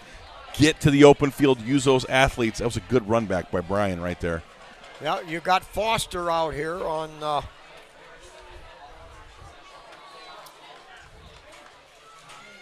coverage. Oh, my Hit, goodness. grabbed and popped and man. driven Oh, boy. backwards. And that is That's another, not a guy That you want was- to meet in the hole. Oh, boy. Gary Cruz. I mean, Garrison Cruz as a junior would start and be a star at Central Catholic. Probably a Mid-American Conference Division I football player. Just manhandled the freshman. Ooh, Griff Fowler. Welcome to it, big fella. Bad matchup. That's just bad, period. It's all bad. Great play by Garrison. All right, so empty backfield here for Swanton. Drops back, looks, throws a little out route, caught up at the 40-yard line, so a pickup of about 5. Sonnenberg, Baden-Hop all over that short route. That's where Bryan, that's how they run the football. Throw it to the perimeter, get yourself a +3, +5. Don't get your freshman killed. You know what's really good? They can the defensive backs. They're a little more liberal now. We can run more people in and out. You love the experience that everybody's gaining. Foster, Ty Jackson. You got Foster out here. You know what Adam Foster's been playing very well. Yeah. Straight drop, has time. Good Knocked hands. down at the line of scrimmage. Was that Number 70, Bockelman. Bockelman. Bockelman got his big paw up there, knocked it down, incomplete. Sawyer at 6'4", 255. He's just he just closes windows with those big paws. He's got a And rushing he's knack. one of the little men on the offensive line. And you're or right. Defensive line, excuse You're right, me. Brian. He does rush the quarterback on that 3 technique. He He's gets got his some hands sacks. Quickness, athleticism. Oh, boy. Baden Hop and Old Crew back deep. High floater. That's going to be Oh, taken boy. and fumbled. Oh, boy. Looks like Brian has created a that turnover. Really well kicked. Good hang time. It And was. we struggled handling the football, and Brian now has an opportunity. Spike. I think Isaiah was kind of halfway in between, maybe Yeah, a he fair was catching that because about they're a half a step back. That was wasn't well, it? Yeah. Brian talked about their kickers. Jacob Uran. Well, hey, that's the best way to learn. You have it happen the wrong way, and next time you kind of understand the situation.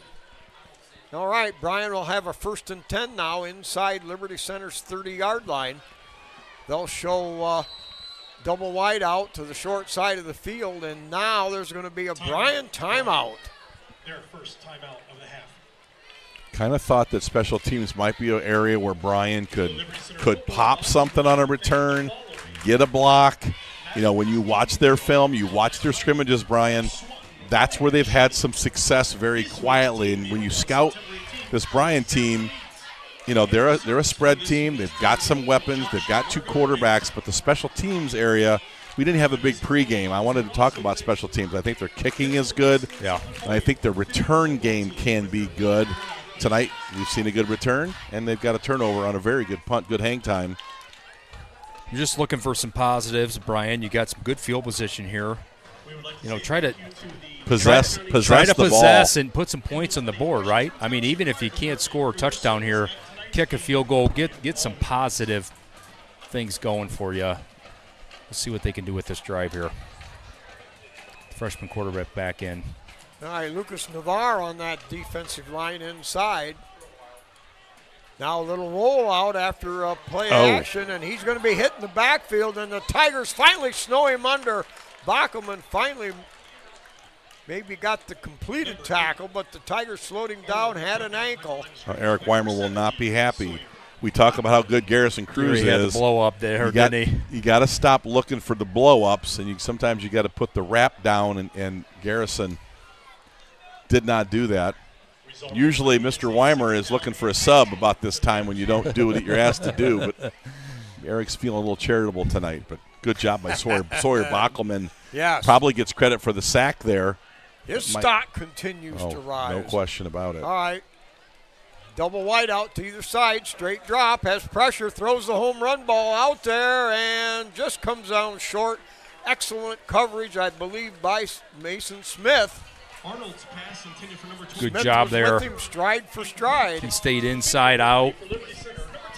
Yeah, actually Got the had hand him in there. shielded off the receiver, so excellent job. 3rd down now and 20. First one. Again, Sawyer Bockelman getting double teamed. Little arm under there. start seeing some of those pass rushing skills. Tell you what, you're right, Jigs. Early on, you saw it at Tenora, a couple sacks. He's hard to handle one-on-one. Uh-oh, bad snap. Bad Oh, snap. boy. Finally scoops it up, and he's Oh, going boy. to be blasted by Lonzak.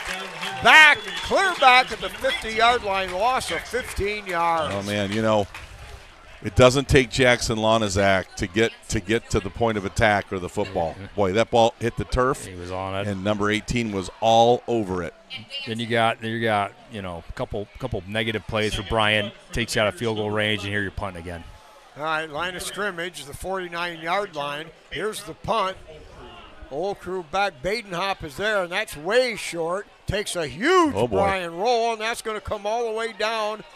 I believe he ended up carrying in the end zone. into the end zone. He grabbed it. I think Isaiah kind of duped him there and pushed him in. Cole, can we see that again or not? No? Okay. Ethan Longoria, I don't think related to Eva Longoria of the famous, Suburban Housewives, or what was that show way back when? The Hot Housewives? Oh, yeah. I was kind of a fan.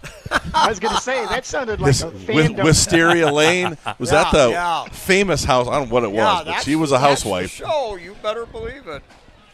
Spike, you better believe it. All right.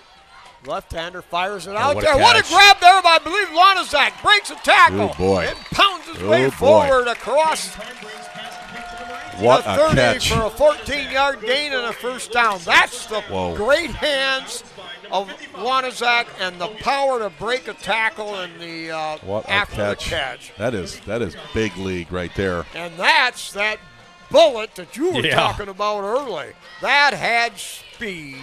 Shooey Dooey. That guy's a weapon out there. What a catch by Jackson Lonazak. Wow. All right. Tigers have a wide out to either side. Give it to the second back. That's going to be Mulder. Mulder fouling there, makes a spin cut, drives his way forward and pounds down up to the 50-yard line. Gain of 15 yards, and the Tigers in business. He had Gary leading the way with the two pulling guards. Wow, what an entourage. I like how they split out a wing back for a touchdown block. There's no throw for a wing back outside the numbers, but Baxter's looking, that is like wide blocking touchdown guy right there. As in blow somebody up. Find somebody and create a crease for the running back to score a touchdown. All right. Two running backs. Cruz out of the gun. Straight drop. Fires on a slant. A little bit high. He had Badenhop, but the ball carried a bit too high. It was a bullet, but the pattern was there. That's good stuff. He really trusts his arm, too. Ball sailed a little bit there. Good route. Isaiah had his guy beat on the inside. And boy, those crossing patterns are so difficult to defend. Archbold 7, Evergreen 0, second quarter. Yeah. All right.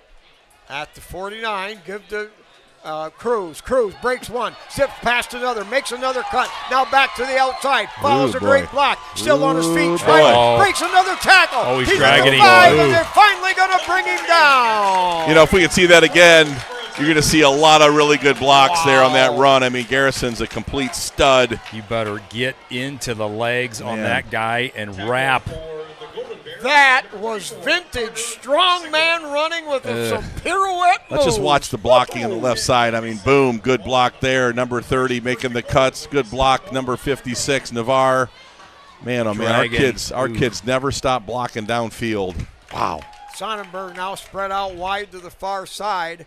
Double wing package with Cruz a single setback. Kreinbrink under center. They're going to jet sweep it to Moeller. Moeller cuts back up inside the block, spins his way down near the goal line. It's a Liberty Center Tiger touchdown. Well, Casey now has got to start thinking through, and like last week, you start thinking about who's not going to start playing because this game is well in hand. Liberty has shown a propensity to be able to get scores on command, Jigs, and big game next week. There's big one game coming next week. Yes, sir. There's a game next week? There's a little bit of a game. Some of us are in Vegas for a little Ruger, party. Kreinbrink, good hold. Snap kick up and good. 35-0. Liberty Center's juggernaut really there. Hey, that time I got some cool trivia. People are out there. Travis Schultz always comes up with something good. Says, since 2008, Liberty Center's longest home losing streak was 2 games. Back in 2017. Who did we lose to? 2017.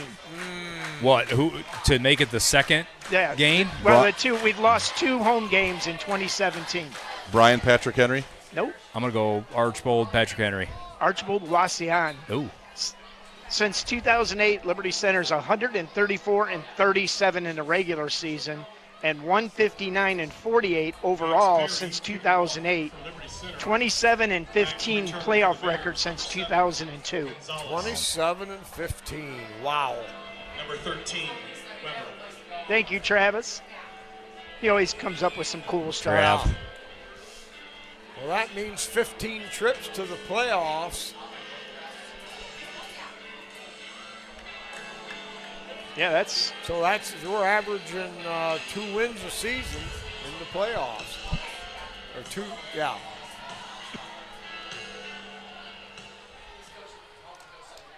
Perry's kick, that comes down at the 13-yard line. Again, they return toward the left hand side, and he's going to be popped and clobbered and rambled out of bounds. Oh, man. Ouch, they're going to call a late hit.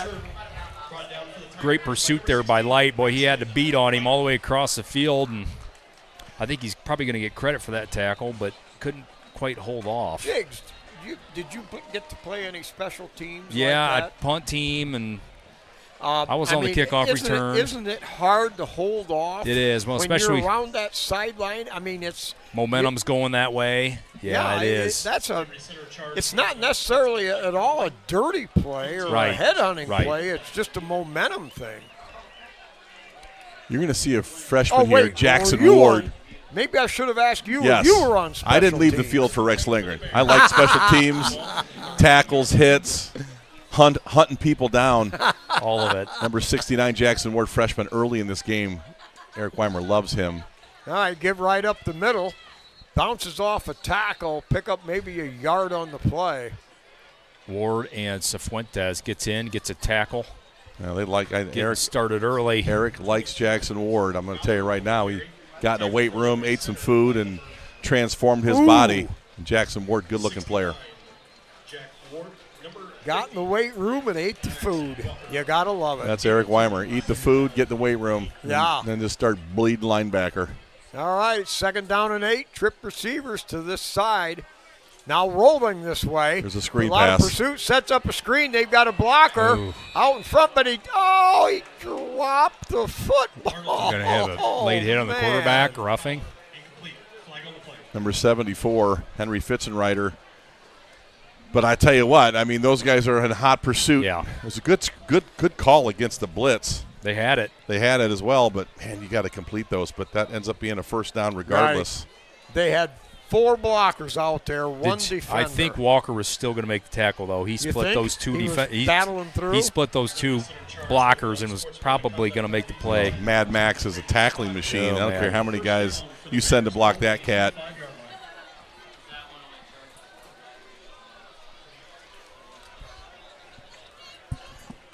All right, again, out of the gun. 3-step drop. Throws it out there. Good-looking throw right there.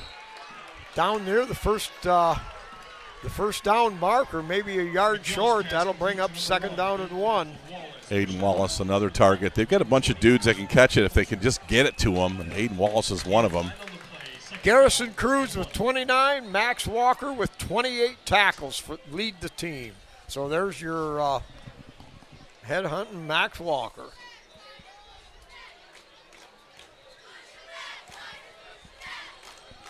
Double receiver each side. Fires over the middle, just out of reach. The pattern was there. Just let him a little too far. You know, this Rhett McGill, the sophomore, they got 2 young quarterbacks that can do some things. Yeah. And that's difficult for any defense to have to figure things out. Thomas Muller was just waiting on that one to be completed, and there was going to be a collision Could be a little bit of a board meeting at the at the catch. It's not going to be All fun. right. 3rd down and 1 at the 36. Oh, he had him too. Ooh. Oh my goodness. Those are the Floated plays. him out there in the flats behind the up route. They had him too, Spike. It just wrong shouldered him, and man, that's a first down. You got to convert that, Jigs. Yeah, Now that's a killer. That's a tough non-conversion, you know. All right, Bryan trailing 35-0, obviously going to want to go for it. So 4th and 1 at the Tiger 36. Looks like they're going to run it here. Quarterback. Oh, they're gonna boy, power Henry right up the middle, Fitzenreiter and got that's him. going nowhere, and the Tiger defense rises to the occasion. Good job, Henry. Cifuentes in the middle of that. Henry Fitzenreiter, Spike, got the initial Did he get the penetration, and he's putting himself together a nice ball game as well. Got off the ball quick, low center of gravity. Man, he's really starting to blossom. You saw him at Tenora really make some good blocks at guard. Now you're seeing him play Nick Miller high on Henry Fitzenreiter, and rightly so. Both Did sides he of the ball. did he just board the campaign train? He is definitely joined Mr. Henry Old Crew. Fitzenreiter, a 215-pound sophomore. Give straight up the middle, and that's breaks man. 2 tackles there, and it's off to the races for Gary. That's an adios Gary's at amigos. the 20. They're not going to catch him here. It's another Liberty Center Tiger touchdown from 62 yards away. That's nothing more than conditioning for Gary. And you saw, again, disinterest after he broke the first tackle. Just this dude's making business decisions. Gary just made that look really easy. And man, oh man, I just don't remember. It's hard for me. Bryan, for me, was so good for so long. This is just not a very good football team too, right now. You have these young sophomores and freshmen that Low snap, good handle there by Crimebrink. Kick is on the way, and it's good. unfortunately you could get into a losing culture. And Hard to even get though, out. Hard to even get though out. those classes have talent, it doesn't mean they're going to be good in a couple years. I mean, because you get into a bad rut of culture, and man, oh man, this is. And Scott Statton did a good job at Eden. You know, he won a bunch of games over there. And man, he just kind of came to Bryan. I think it's just been surprising. They've been down for a while, and they've been kind of uncompetitive for a while, Jigs. I mean, this is. I honestly, we talked a little Bryan. bit before this. I think Swanton, honestly, will give them a good game. Yeah, I do too. Because I think Swanton's got a couple guys that we talked about that could probably play for Liberty or rotate. I'm not sure that I see any for this Bryan squad right now. Rough moment here for Bryan football, Spike. 42-0, and it just doesn't look, you know, and we all want, and you have said this, we want these teams to regain some of that historic luster, that nostalgia. I mean, this is a name-your-score kind of deal. Liberty, I mean, can name their score here, you know? I remember back in the day, it was Bryan over us, 73-0. So that has no bearing on today. But, you know, when a team has an advantage, you've got to run your players at them. Well, I got a great story for you when we make this tackle. To the outside, and the Tigers close in Jackson on that. Ward. Freshman. Number 6. He's got a nose for the ball, doesn't he? And he's tough. Eric Weimer fixing uniforms, making sure Jackson's all geared up, ready to get some snaps. Had my haircut today, Spike. Hal Huber, Bowling Green. Oh, yeah. The best barber. Prices from 1986. He told a story. He was a sophomore. Michael Roy Carpenter was a starting quarterback at Bryan. He gets hit in the head. Michael Roy does. Halftime, Decker says, Mike, how you doing? We need you back at quarterback, because Hal Huber comes in and becomes the quarterback. Mike says, we're doing great. Norm says, who we playing? Napoleon. We're up 6-0. No, we're at Bryan. Get him the heck out of here. Hal Huber. So Hal tells the story, Spike. He's like, I'm within earshot of Decker when he's talking to Mike Carpenter. Michael Roy goes up to Michael Roy and asks him how he's doing. He says, what's the score? 6-0. Who we playing? Napoleon. Decker goes, get him the heck out of here. Hal Huber. It becomes a great quarterback early in his career. He was a good thrower of the football. All right, little play action, throws out there and too high. Gotta have Incomplete. it. Had the Gotta man have it. open. I mean, that's about the third guy, Jacob Urin. That's probably a 10, 15-yard game maybe. Maybe a first down. Good route, good play design. Got to get it to him. Hal was he was a tough guy. He was. He wasn't flashy. He was a point guard, and he was the quarterback, and he wasn't flashy, but he very hard-nosed. Well, he talked about growing up with Norm Decker. He used to go to the Napoleon Pool when he was in 5th and 6th grade, and Decker managed the Napoleon Pool, and he'd pick up Hal Huber and take him to the pool in the summer of 58, 59. Second 15, a little drag draw, and incomplete. Tried to thread a needle in there between 3 Tiger defenders. Cole Spangler underneath that one. Good job to look his route up. See that tight end little pop pass. Jacob Urin is a good-looking target. Yeah, he is. Big dude. He's open a bunch. They got to get him the football.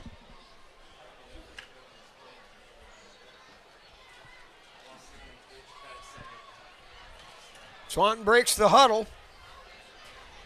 Double wide out to either side. Now they'll motion over and set up trips. 3-step drop. He's going to throw the home run ball. Got a man out there, but blanket coverage Ty Jackson. by Ty Jackson, number 12. Who's had a ton of good snaps the last few weeks. Yeah. All over it. Boy, this is so good because the depth there it's getting bigger and better. Deeper. At defensive back, yeah.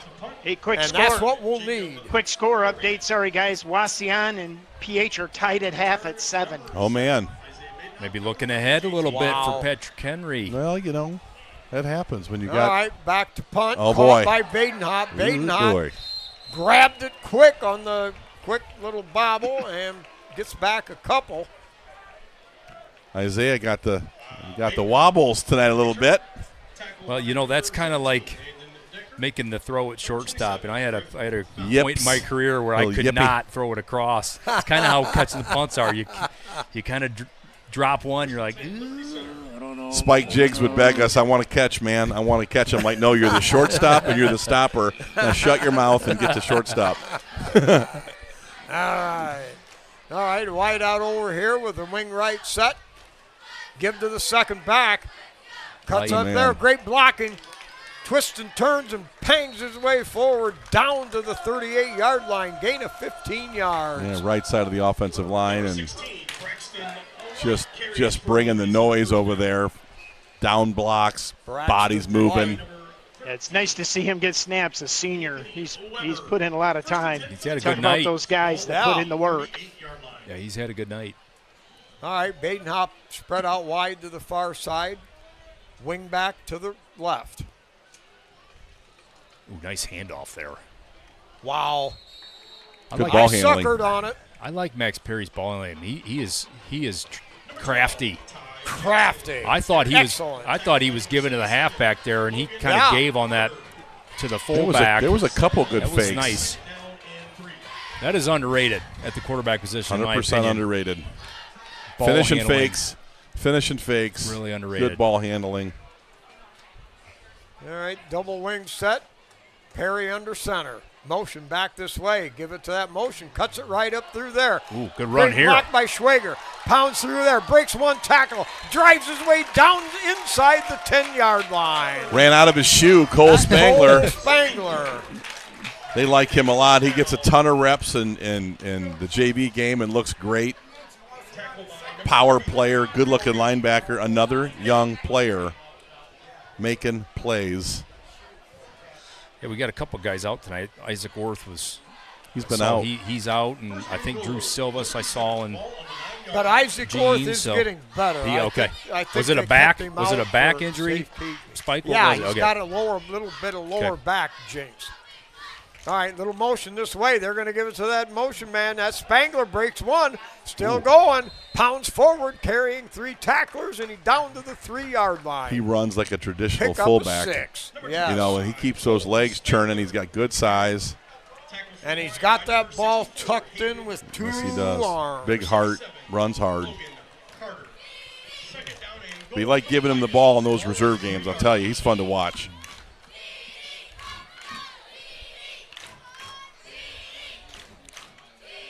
Perry under center. Give straight ahead, first back Did he through, get in there? And close. Ooh. No, he's down and inside the 1 yard line. That would not be allowable under the Rex Lindgren regime. If you're within 2 yards, that was an automatic. Smell Or it, baby. Saturday morning Get was him an again. uncomfortable film review if you couldn't get in Let's from get the 2. him another chance right here. Give it to him again. All right, 3rd and goal from the 1. 2:10 left here in this first half.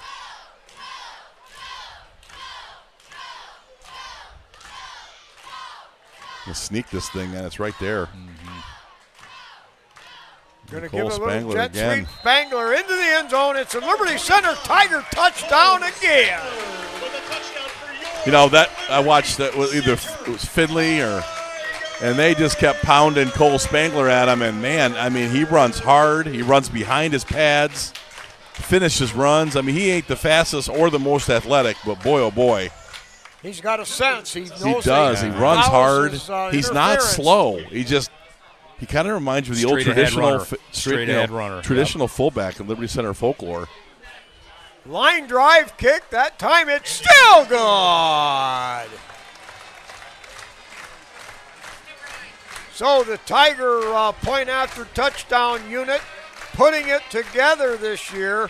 They've hit 7 in a row tonight. 49-0 Liberty Center.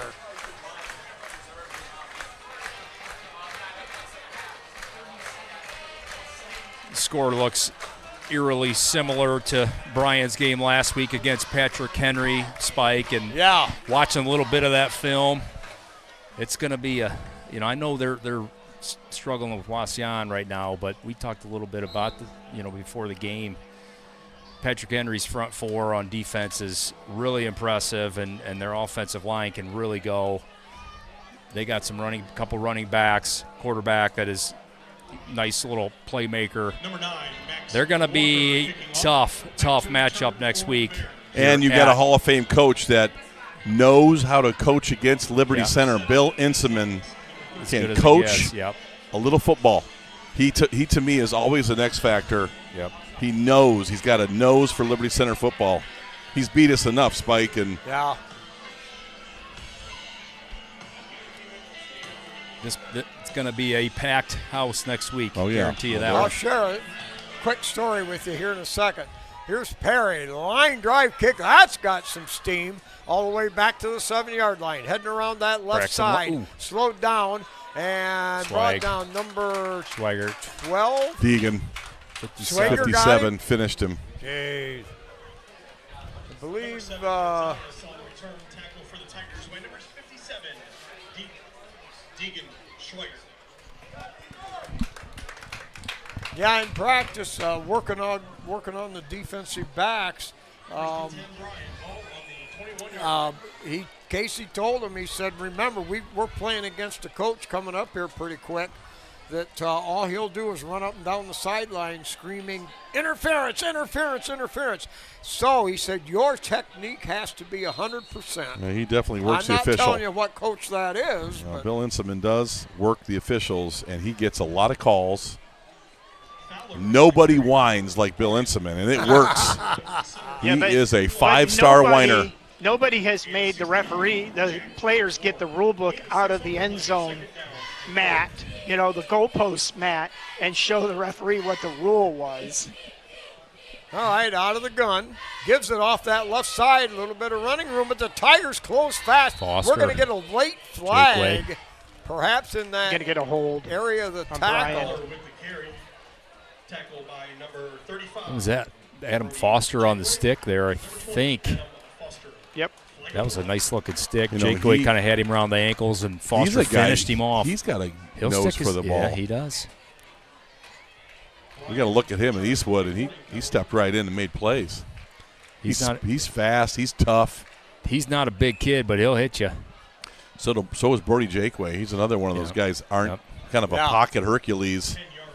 These guys just hunt you down, and will gnaw off your toenails. Yeah, Baden hop in as a sniper now. Liked what I saw from him last week on that interception and brought it back for a touchdown. They like him a lot. Casey's talking a lot about number 5, Brady Baden. All right, quarterback just kept it, broke at the line of scrimmage, pounded his way forward for about 8 yards, and that's going to be, let's see, that'll bring up third down. Dakota and now Zabo. makeable for the Bulldogs after that 2nd and 15. You know, this game is dragging because so many incompletions for Bryan. You know, they need to get on a bus and they need to get back to Williams County. This is not going to end well for them, and they got to let this clock run, let this game breathe a little bit. Now, should there be any concern on our part? Because there are several of those routes were open, those crossing patterns and those little dump outs, but Jakeway. the inaccuracy. Wow, Hog we got tied. a Saccarino. That's a hog tie right there by Brody Jakeway. You know, he won that blitz on pure speed and timing, and people think blitzing is all about these fantastic pass moves. It might be, but sometimes it's about timing the snap, and Brody Jakeway nailed it. I was waiting for him to get the little rope out, tie his legs together, and throw his hand up in the air. Well, loss of 4 yards on That'll the do play, it. and that'll end the first half. Liberty Center has it now into high gear. They lead it 49-0 over the Bryan Golden Bears. All right, we'll be back after this halftime break.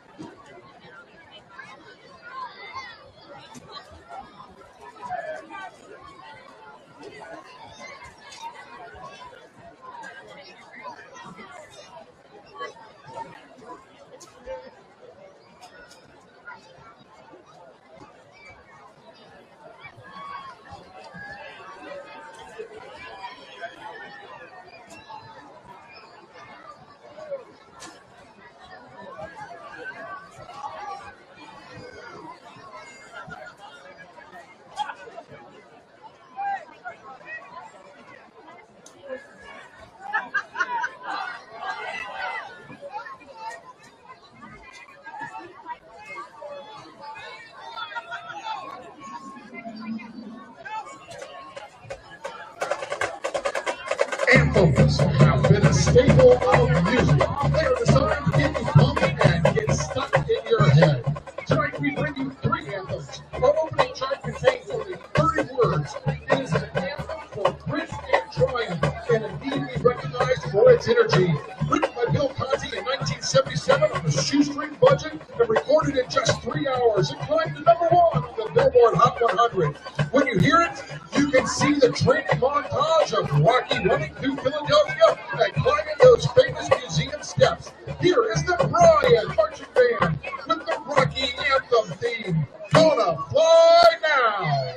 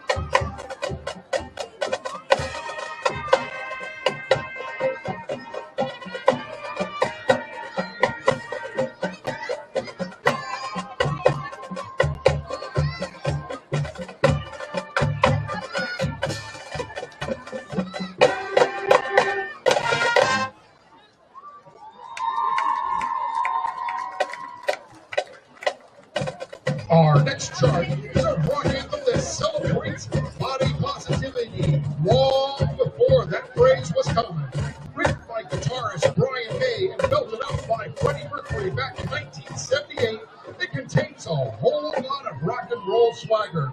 With its stadium rock and sing-along refrain, it reached number 24 on the U.S. Billboard Hot 100 and became a concert standard for Queen.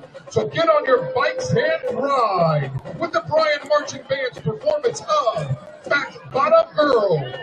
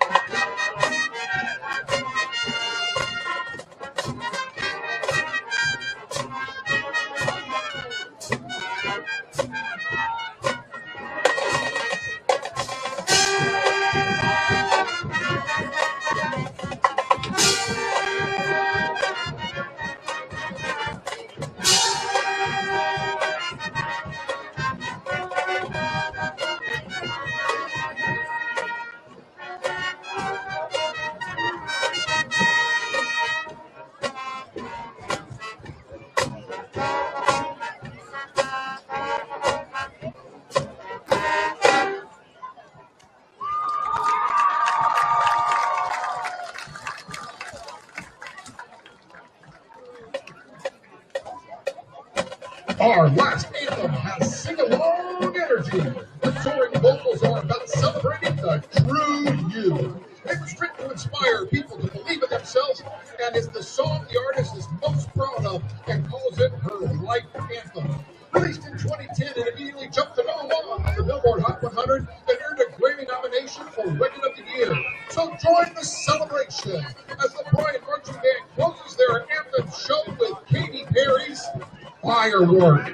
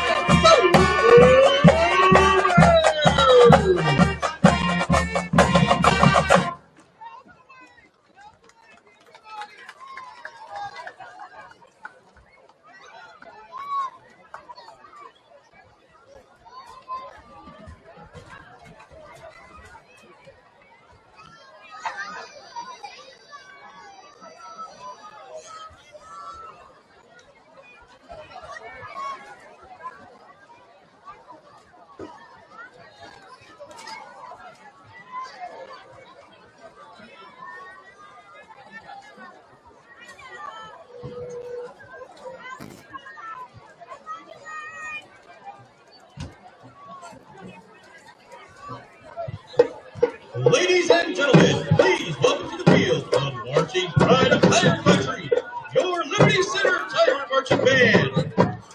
Get your hairspray and eyeliner ready as we take you through a tour of the ages, starting with a hit released in 1986 and giving this band their first #1 hit, and it is ranked one of the top 500 greatest songs of all time by Rolling Stone. Bon Jovi sings about two kids facing life struggles. Tommy used to work on the docks and Gina works in the diner all day. And they are living on a prayer. Drum Major Carly Ordway, is your band ready?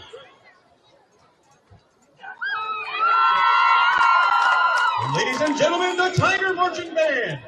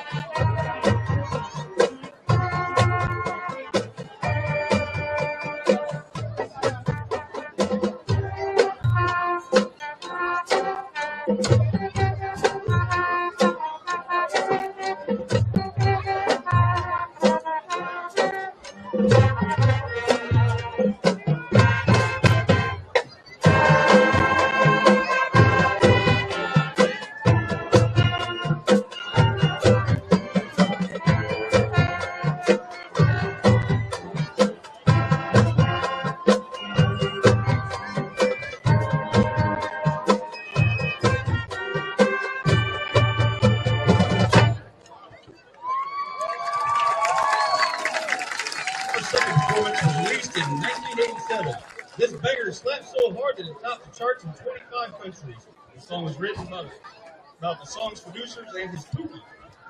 It's one of the most recognizable memes in the internet, and make sure you don't get egg rolled. No, duck rolled. I got it. Rick rolled. This is Never Gonna Give You Up.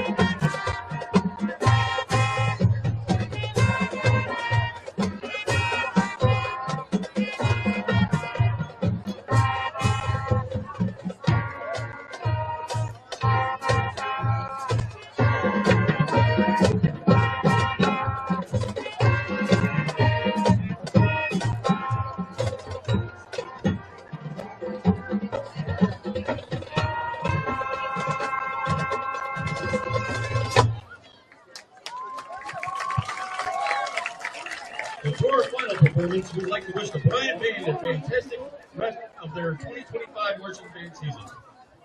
Now, ladies and gentlemen, please welcome to the field band alumni and junior high band members for the longest and greatest homecoming tradition around. This tune was written in 1958 by Fred Harrison, originally performed by the Regents and later made famous by the Beach Boys. 1965. For decades, the Marching Tigers have entertained the homecoming crowd for our rendition of this tune. It just wouldn't be homecoming in Liberty Center without our performance of Barbara A.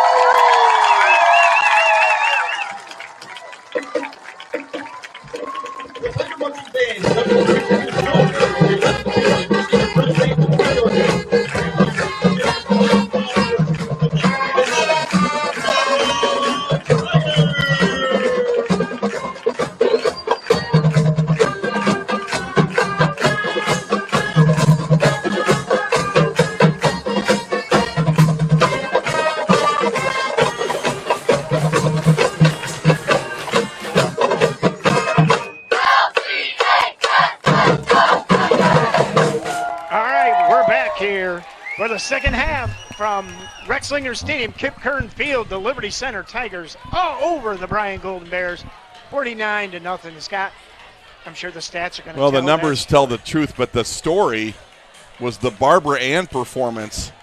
Joel Keller, the band director, and the Head Choppers. Love it.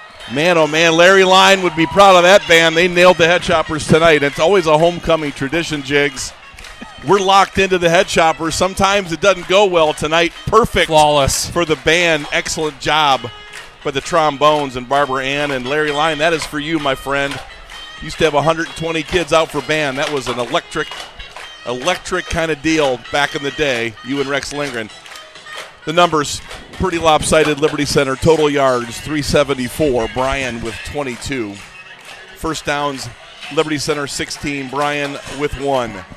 Rushing, Bryan 13 attempts for 19 yards. The freshman number 8, Jake Arnold, 4 rushes for 19 yards. Liberty Center 21 rushes for 311 yards. Garrison Hurst, the old rock star from Georgia.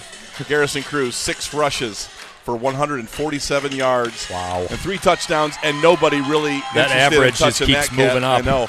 Spike talks about averages in double digits. Garrison Cruz is rolling. Thomas Moeller, 5 for 59 with a touchdown, and Baxter Barrett, 3 for 39 in a touchdown. He stretched to score that one. Liberty Center rushing the football well. Passing, Liberty Center, 4 of 7 for 63 yards. Bryan, 5 for 14 for 19 yards. So Bryan struggling total yards here tonight, and the passing game was where they need to get some more yards. The special teams, they did get a turnover. Tackles, Garrison Cruz 6, and then Dippy. Logan Cifuentes very quietly having a good game at the one technique with 4 tackles, and we talk about Liberty Center and trying to play a perfect half. That half was as close to perfect, other than maybe a fumble on a punt return. Liberty Center played a perfect first half, Jigs.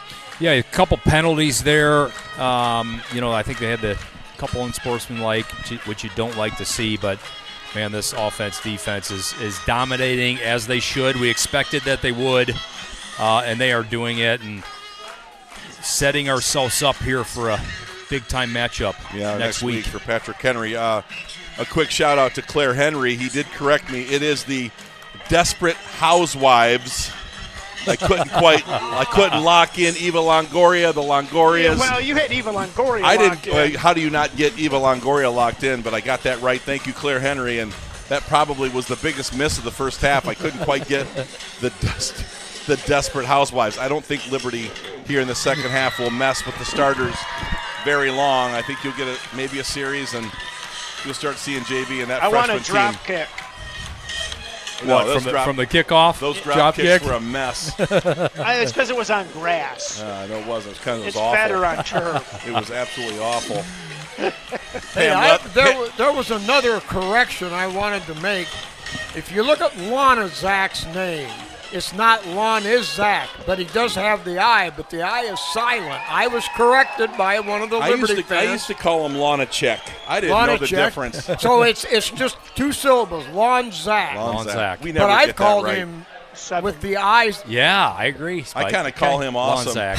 I like Awesome. I also think outside of Barbara Ann and the trombone head choppers, Pam Leatherman serving up a mean meatball sub. Good grief, that was delicious. That is a highlight for me every Friday night. I mean, this is fun, but the meatball sub. I'm here for the food. Pam does a great job. Well, Liberty gets the ball here, and I don't know that Bryan really wanted that to happen, but Casey does defer when he wins the toss. Spike, did we win that toss? Because usually you're on top of it. No, Bryan won the toss, and wanted they elected to receive. Well, that was probably their best choice. But look at this. Bryan has size, Jigs. These are not small guys. They've got some athletes. That's a long trip back to Williams County, though, tonight. This thing is over. Kicking off. Let's see if Liberty can put another score on, and you'll start seeing our young players. And get out the rosters. Yep. Because we've got a Man of Steel, Swanton Welding Man of Steel, Steely Dan Award to give out. All right, the boot. High end over end, comes all the way down to the 5-yard line. Crew kicks it right up the middle. Has a seam. Now cuts to the outside. He's got a cordon of blockers, and they're not going to get him now. At the 10, at the 5, the Liberty Center Tigers score another touchdown. Crew, 95-yard.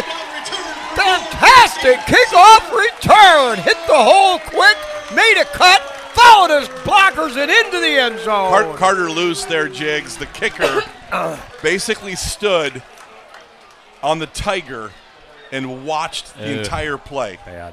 I mean, you got to go get old Crew, but JT electric in the return game.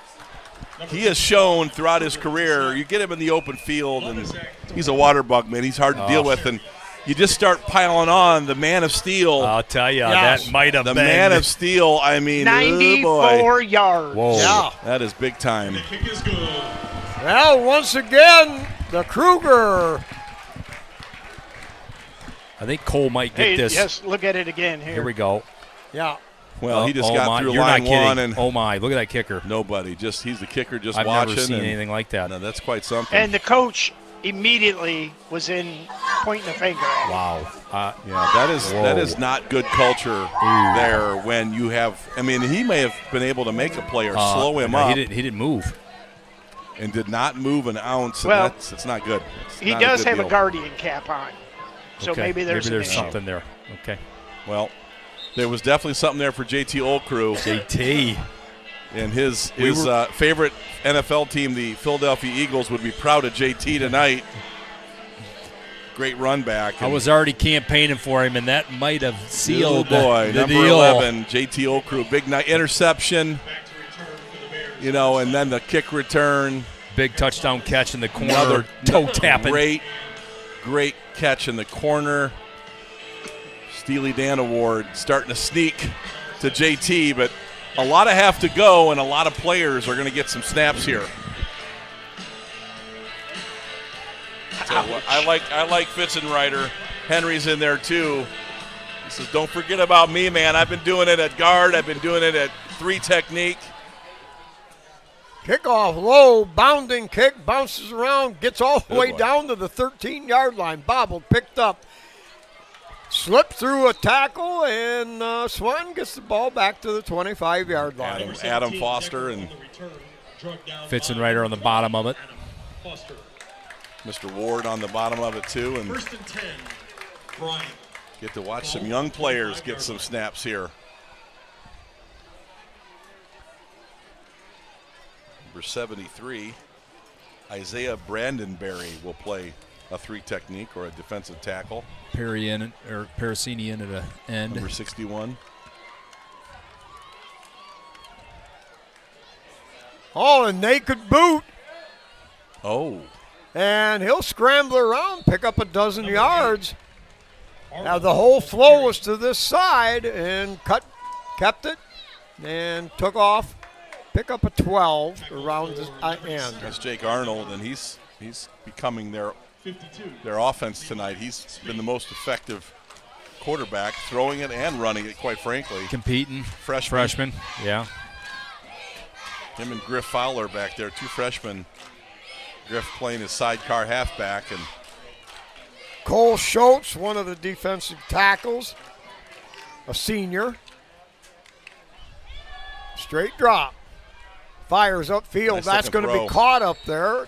Aiden Wallace. 11-yard gain, and that'll move the sticks for the Bryan Golden Bears. Arnold's pass complete. Good looking throw there, Jigs, by Jake Arnold, and you give him some time, and he'll put a pass on your hands. Yeah, you know, they were bringing in McGill to kind of throw the ball, but that was a good looking throw by the freshman that time. Stick route, put it right on him. I like him. All right, Swanton with trip receivers to the wide side. Tigers spread their defense, now rolling in trouble. They set up that screen. They got 2 blockers out in front, heading down the sideline. Makes a cut back to the inside. Only one man left to get him in. Adam Foster runs him down like a dog. Foster down there around the 7-yard line finally pulled him in. It's 41-yard gain. Adam Foster makes the touchdown tackle there, but that screen has been there tonight. It has. Out of all Finally the plays they've executed. schemed it up, that screen's been there, and Arnold makes the completion. Big play. And, We'll you know, Arnold is a freshman. He should be playing against these 2nd, 3rd teamers. Yeah. Good-looking player right there. All right, so it's 1st and goal from the 8-yard line for Bryan. Trying to keep this shutout here. Yeah, Matt Bryant wants it, I can tell you that. Out of the gun, rolling right, quarterback keeper. He cuts it up and pounds into a couple of sure Tiger tacklers, changing that momentum right away. Gain of 3. Boy, he hit a wall and bounced sideways. Cole Spangler is a wall that you don't That want to run was into. the wall, yes, yeah. it was. Number 25, Cole Spangler.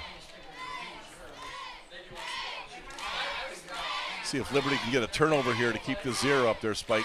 All right, 7.5 minutes. Bryan on the 5-yard line of the Tigers. Over the middle, caught, touchdown.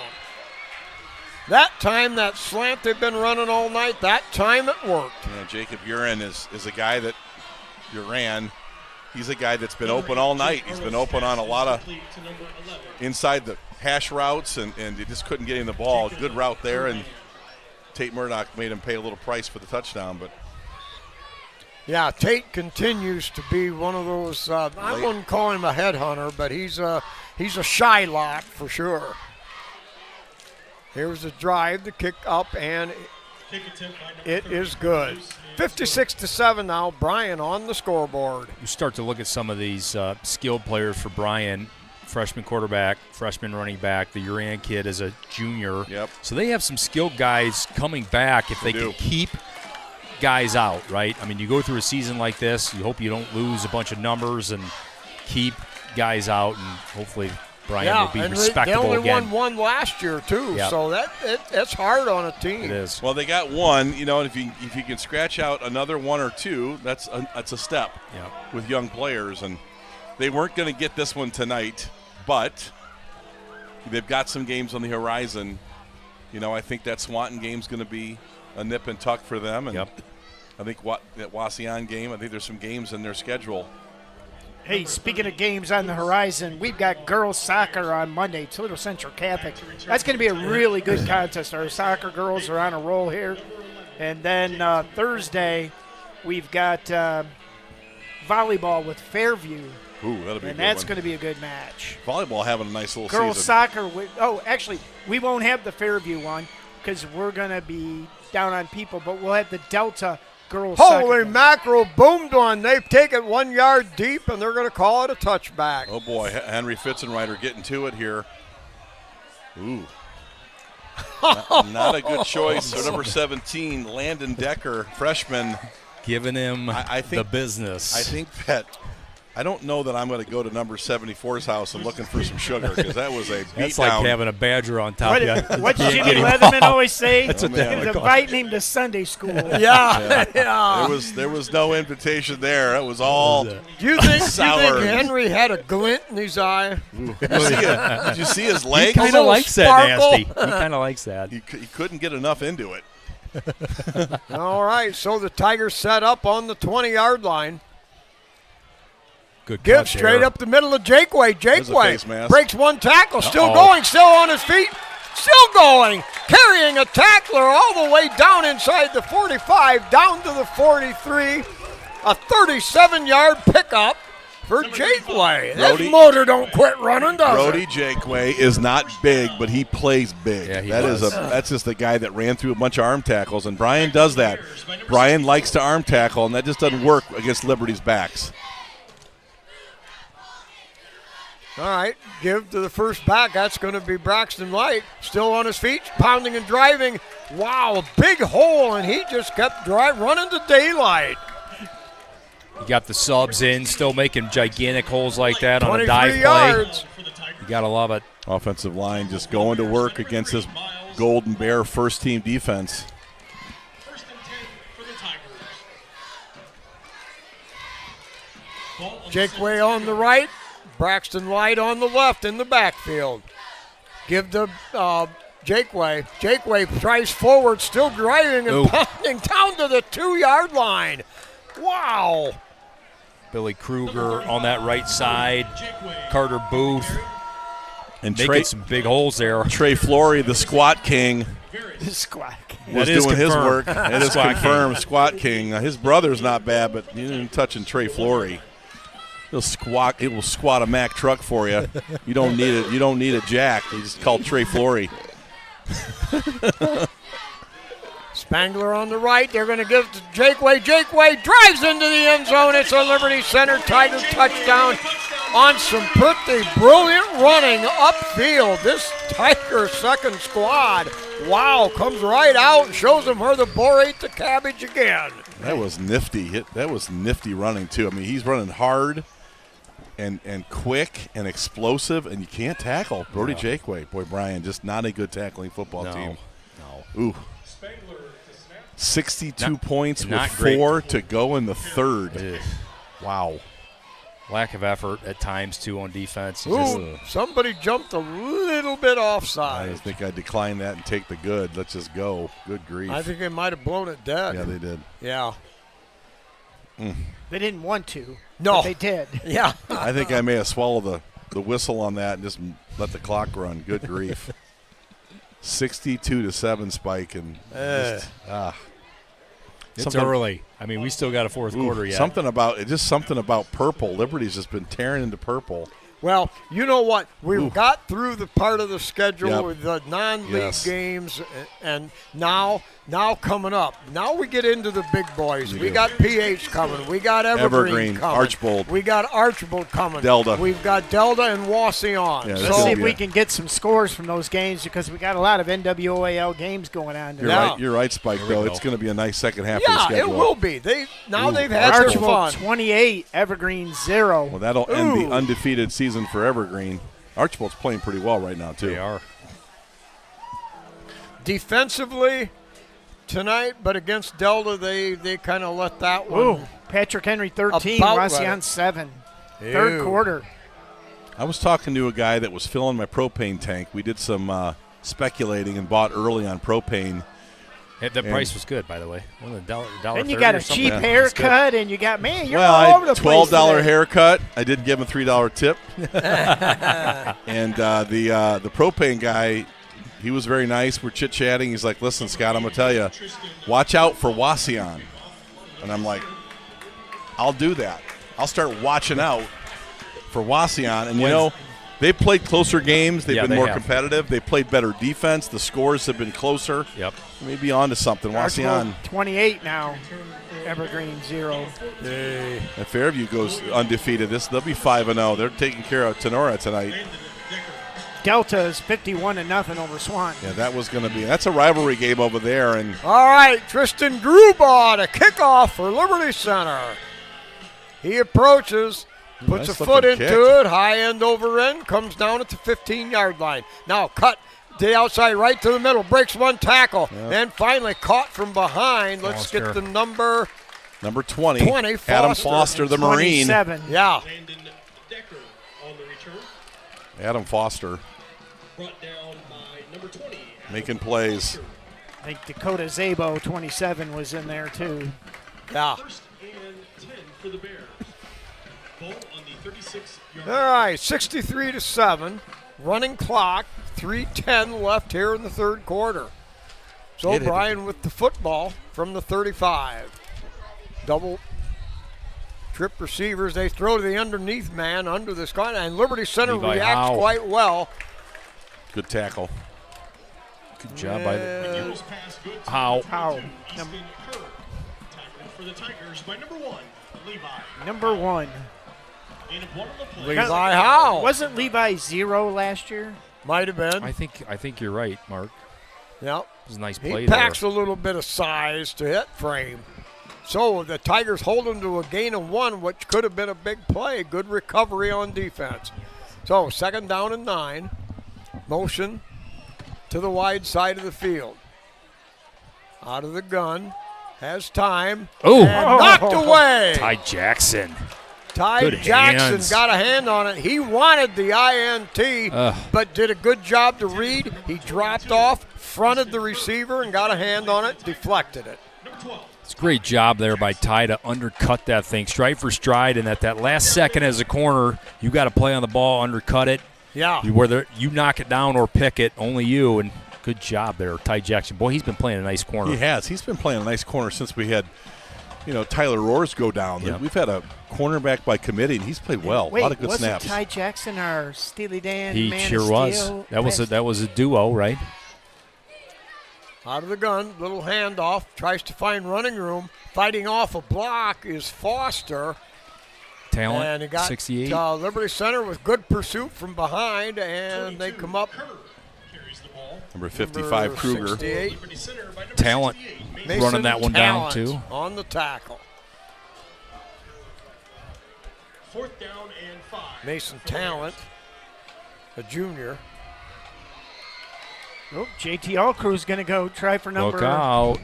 Look, I wouldn't kick it to number 11.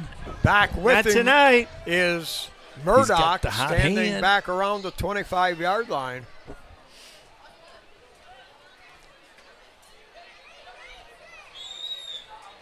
Like I say, they this got, is a deal where you just 4, you just 5, 6, 7. no. I think Tick, you ran out of tick, time. tick, tick, I think Let you it just go. swallow that flag and let's just get on with it, guys.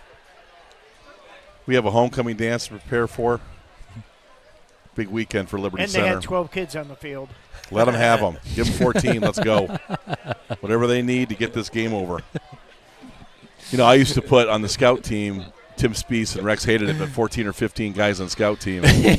Bobbled slightly, had to pooch it. Bounces around, grabbed there by Okru, slips Ooh, one block. back. Boy. He got a great Uh-oh. block there from Jakeway. Heading boy. down the sideline. Finally caught from behind, down around the 35-yard line. You think JT's feeling it right now? 35-yard return for JT Oldcrew. I'll never forget that. You're right. You would put 14, 15 guys. And Rex would say, or Tim would have say, Ryan McClure in the missile, and you would just send him. everyone, he would just random, blow us up. Random. And Tim Spieth would say, where's he coming from? It doesn't matter. I got you outnumbered by 8.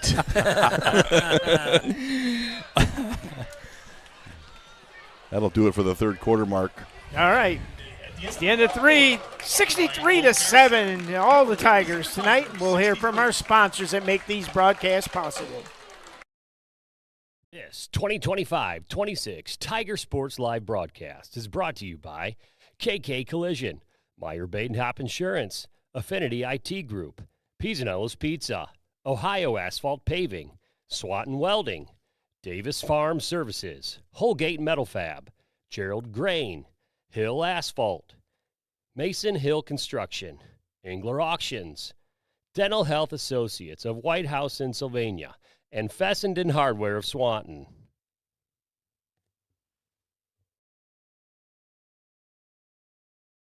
I know. All right, we're back here. Beginning of the fourth quarter. And I think we're going to see a lot of new players. You know, one of the things I noticed, guys, is Liberty was platooning 6 at a time substitutes. You know, and that's really all about numbers and about quality. Depth. All right, we've got Howe at quarterback with the wing left set. Give to the second back. Pull it out a straight arm.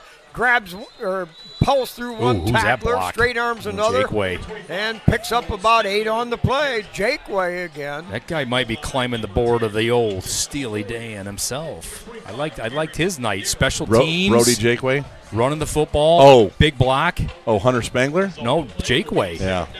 He's had a nice night. 17, Hayden Dotson now.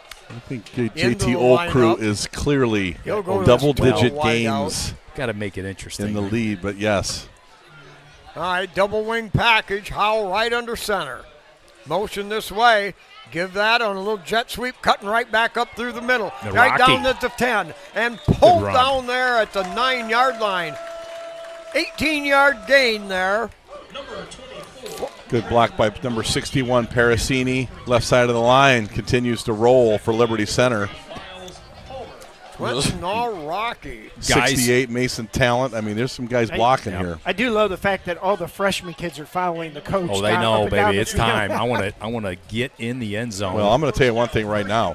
There's about 5 or 6 freshmen on this freshman team that are real good and could play a lot of JV, and they do. There's a motion. Narwaki gets it, cuts right back down the middle, down to the 3-2-1, and they're going to mark him short. Oh, just short of the goal line. Wow, like the fuzz on a peach. That was all that kept him out of the end zone. Give it to him again. Well, they're going to spot it at the 1. They have this play called Monster, where they load up the box with a big back and just let him. All right, Spangler on the right, Jakeway on the left, Howe under center. Howe on a keeper. Howe dives forward. He's into the end zone. It's another Liberty Center Tiger touchdown. Was that a tush push by Jakeway It there? looked like he got a push on him. I don't know that you needed one. I didn't see any white and purple there. Howe was getting in there regardless, but JT Oldcrew's we'll take it. giving lessons in practice about the tush push. Well, you know, he is an Eagle fan. Him and Yes, his old he man, is, Tom yes. Oldcrew. And he's not afraid to let you know. Well, let me tell you something about Tom Oldcrew. I got a massage from him one time. He ripped out every tendon in my body. I didn't walk for about a month and a half. We got a haircut and a Oh, Through my ball goodness. fires. It's up. No good. It must have floated off to the left. Tom Oldcrew's got those fingers about as long as a Vaini weenie, and he's digging into those rib muscles and all that deep tissue. And I went in with a bunch of bruises, and I left about bleeding to death. I mean, Tom Oldcrew Are you will. saying that made JT tougher? I think JT has got some of that Tom Oldcrew toughness because JT's had a nice ball game tonight. Yes. Just don't get. You know what? The other thing that scared you about Tom is he put his right hand over your nose. He had some sort of aromatherapy. Next thing you knew, man, you were in a world of hurt. Wow. And I paid for that. That was like $340. Woo, doggy. Hey, Boy, All worth it, though. it's not hard to see you coming anyway, but boy, he saw. I'm not Boy. sure what you mean. I'm a needle in the wind. What are you W.C. talking Fields never give a sucker an even break. 340 simoleons. Whoa. Woo! Wow. All right. Good grief. I have lost the roster. I'm laughing. I so can't hard. stop laughing. Lost the roster. Where is our roster? Where did it go? All right, Good group grief. ball to kick off. High, end over end. That's trouble. gonna That's hit, trouble. Bounce Get the ball. around. That's a loose ball. That's and Liberty Tiger Center, football. I believe, Zabo. fell on it. It's a scrum under there. I think we got it. And I thought Yeah, Dakota Fitzenreiter. Zabo right down Fitzenreiter. He there. might be climbing the charts He, himself. that's not a climb. He's right there. Oh, he's had a big night, Henry. He has made a lot of plays. So who Yeah. got that? How? Fitzenreiter. Henry Henry Fitzenreiter. Fitzenreiter. Well, Here if- comes the freshman. If you're going to be at the bottom of a pile, Henry's a good guy you want at the Oh, bottom. yeah. He fighting is a for scrummer. ya. He's a Look out. scrummer. Tigers ball on the 28-yard line. And here's the freshman unit. Number 59, Jake Parasini, and the Right. freshman. Get a little Well, taste there's here. 8:40 to go on this Liberty Center Tiger We're going to let freshman team. They want a piece of the action, Badenhop too. throw it around here. Oh, yeah, I don't know. Badenhop. Jack Badenhop. he's got a Tiger show real nice wing, arm. wing left set. Timeout, Bryan. I think they can let this clock run on the timeouts. I think Yeah, everybody will be let's see. fine. Ooh. To talk about Jack Badenhop a little bit, he is an effortless thrower. You watch him, and he looks like he's not even stepping know into it. it, and it He's just athlete. flings. Easy. He's a good-looking thrower of the football. You should the bombs he was throwing against Maumee. Number You know, 14, Look out. Troy Parasini. I mean, you Yikes. start to look at arm talent as a freshman, and I that's as good as I've seen come through Liberty. Maybe I mean, Maumee Ever. rolled in here with a bunch of dudes and big dudes, and those number 0 and number 14 lit it up. Big plays down the field. Yeah. Jack Badenhop threw a ball 48 yards in the end. It was nothing. There was no effort. ooh, You know, he plays basketball that way. It looks like he's in a slow gear, but boy, he makes everything happen. It's Yeah. just like water flowing. Well, he's an absolute stud is what he is. All right, wide out to the right, wing left set, under center. Handoff. Run the power, 34, diving, good run pounding. there. And they carry tacklers. Now that's Caleb Lester, and I'm going to tell you, tell Caleb you Lester is a throwback player. Caleb made a play a hard in run the there. Maumee game. He runs a Maumee guy down on the sidelines, tomahawks the ball out, steals it, and runs it 68 yards for a You're touchdown. kidding. himself. No it way. was impressive. effortless. It was impressive. whoa, He is tough too. He is tough. Poncho Pablo. I mean, he's got a bunch of Yeah. nicknames. He's a dude. Get right up the middle. Westover. Fullback pounding, driving. He'll get down to about the 3-yard line, pick up of around a dozen still yards. going. He was a burst of speed right through that line. Tice Westoven, a blue blood in this program, a Westoven. Result of that play is going to be first and goal. you know, Mark's been putting all them old films up. You watch some of the 2000 when Troy was a Troy. senior. He just got it 40 times Troy. a game. Or and, Sean. well, we Sean like was Sean, but Troy was. Troy Oh, just yeah. got it. Sean was good. Don't get me wrong, but Troy was, and he got the ball. Here's the monster play. Oh, now, yep. They're going monster. Let's see. Oh, my bad. We lined up wrong. First and goal from the 3, I think, is going to turn into from the 8-yard line. I don't know now, that it's so gonna the matter. Tigers will reset. This freshman group, they can block. Well, They they got might players. score again. They get a 3 and out. That clock is ticking, but There's a this- player that is a guy to watch who I love, Lucas Leidy. You know, that Is he- guy they got him at tough. guard or tackle? I don't know, they got him wherever he wants to play. He's big effort. He's a buzzsaw. He does play some guard. But he got into some Donnybrooks the other day against Maumee and did not care a liked lick. all of it. Did not care a lick. All right, Tigers have Zabo spread out wide to the right. They're going to run a power in for the end zone and into the end zone. It's a Tiger Stumbling, touchdown. bumbling, fumbling. Caleb Lester, number 34. That was a collision-based run by Caleb. Wow. Congratulations, young fella. The Freshman. offensive line, like road graders, paved the way. They had a great push. What a feeling for that young guy. 75-7. Ooh. The body language over there from the Williams County group. They want to hit the Arby's.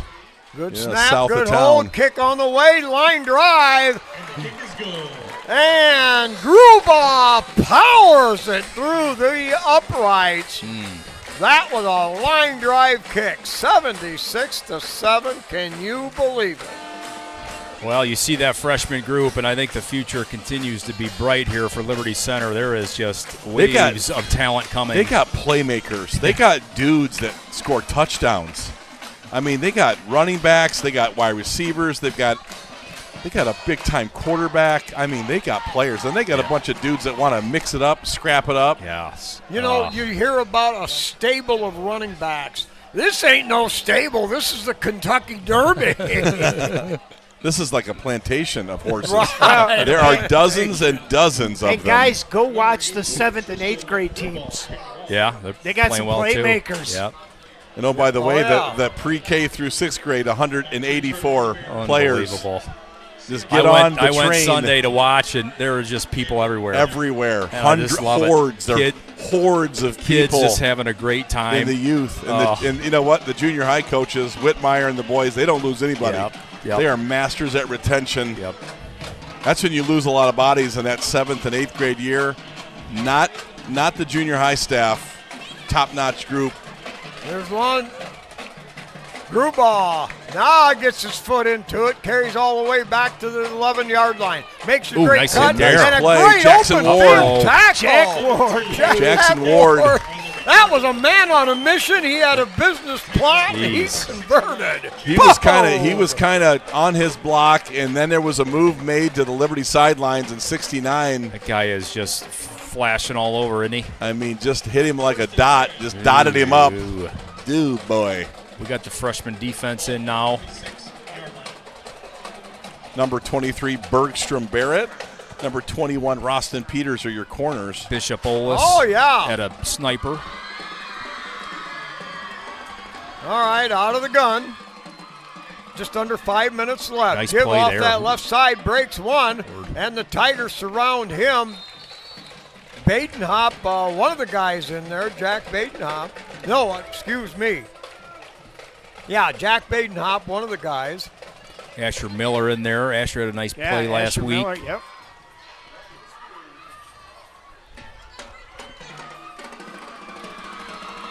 AJ Salmi, number 19, at a corner. Blake Tamarine on the line. A.J. Salmi, 5'3", 100 pounds of grit and gut. Now hard roll right. Tigers are going to be hard pressed here. And slowed down, pounds around, still going. Now makes a great cut back again. It's coming back. We got a hold out here. Jack Ward in on the final tackle. Here comes another horde in there. The hordes just continue to Yes. pour in. I mean, you got 68 players, Spike. That is hordes. Wow, yes. And they come rolling in. Everybody wants a little taste, Jigs. That's right, man. You're a freshman, homecoming night. You want to beat in there and get a play. Just get to the ball carrier, get a tackle, get physical. Love it. Just love to see it. Yeah, and these guys are playing hard. I mean, this isn't. Oh yeah. They're playing game speed. They want to make a play. And I'm telling you, don't make an errant throw because these corners will break on you, and Jack Badenhop will pick a ball off. Now, Jack playing safety. Tigers show blitz. Here they come. Quarterback in trouble. Gets out of it, squirms out of one, breaks one by the manhandle lady. right there. Wow. Oh, man. Strutting his stuff. Number Lucas 66, Lucas Lighty. Lighty. I always say that wrong. Lucas Sorry. Lighty. Crossbuck And construction. did you see he got a little juice there at He the just end, got jacked he up? kind of looks a little like Jimmy Snuka, the old WWF days. Jimmy Snuka, maybe a little. Who was the guy with the 2x4?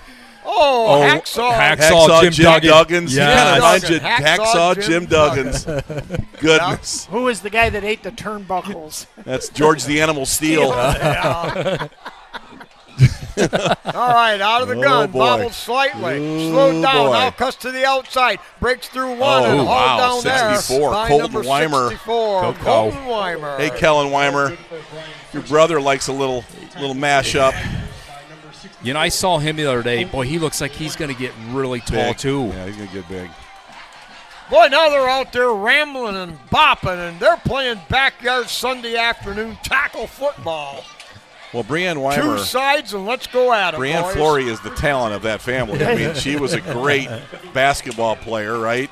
Oh, Could yeah. shoot it, could dribble it. I mean, Sean was okay. Shortcake was good, but Brianne Flory, stud. Yeah. That's where the boys got it. Noted. All right, out of the gun, down to 1.5 minutes. Give on a sweep around that far side. Now breaks through one and hauled down Yeah, we're by gonna Jack get Bartels. it's gonna come back, Jack, too. excuse me, Jack Badenhop.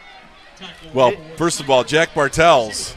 Yeah. Now, he sends a little fear when you start talking Yeah. about Oh, yeah. Jack the Ripper and Ross McLaughlin and Kenny Fetterman. Ooh, boy, those are some bad dudes there. There's Bryan a hold all the way on this side of the field for no reason. Brought that game, that 24-yard gain back.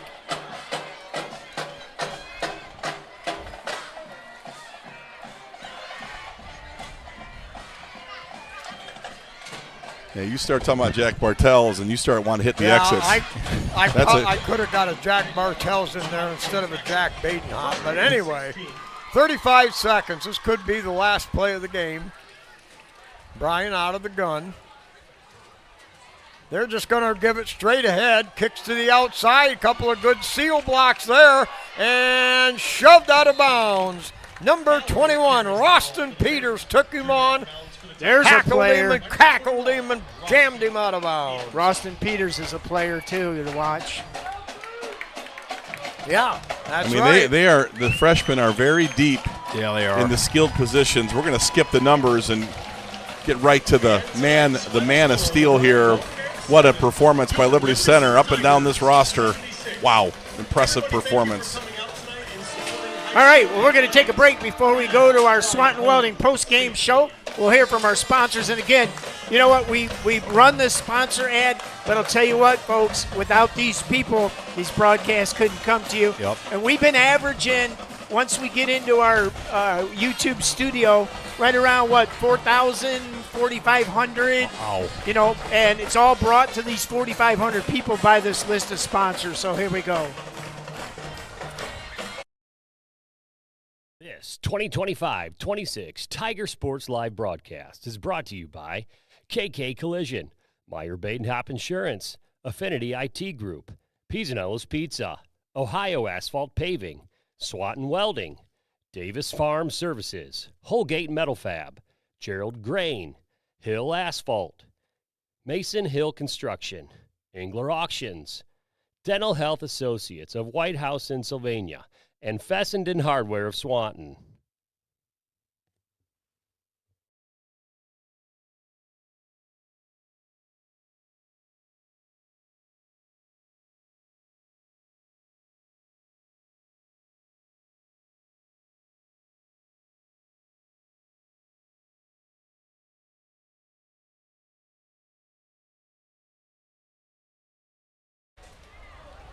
All right, we're back here.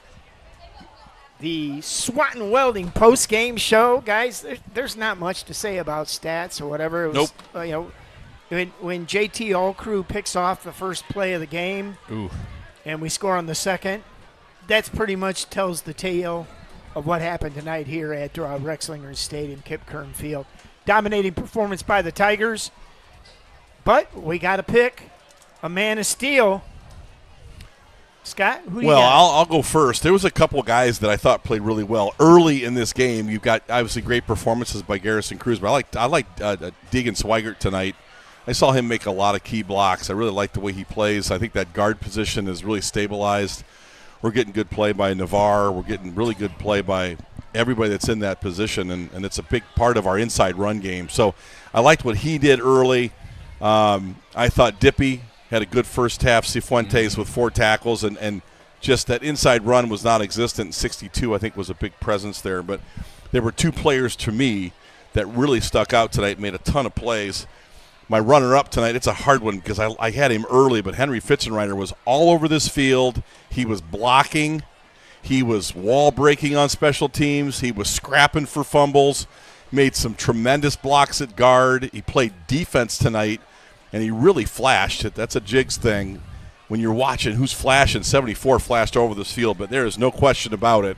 And I think by a long ways, JT Olcrew made big plays early, made them late, electric in the return game, and JT is the runaway winner. And we had good plays tonight, but JT Olcrew is my easy runaway man of steel and my nominee. Yep. I'm going to throw in a couple things. I think I watched early on, I was doing 9,000 things, but it's kind of nice I can just watch. But the line play of Kellen Weimer and Hunter Spangler, in that first Hunter quarter. Spangler getting downfield, dude, third level. They're in third level. The safeties are running away from them. That's every single week. And you talk about break, don't bend, or bend, don't break.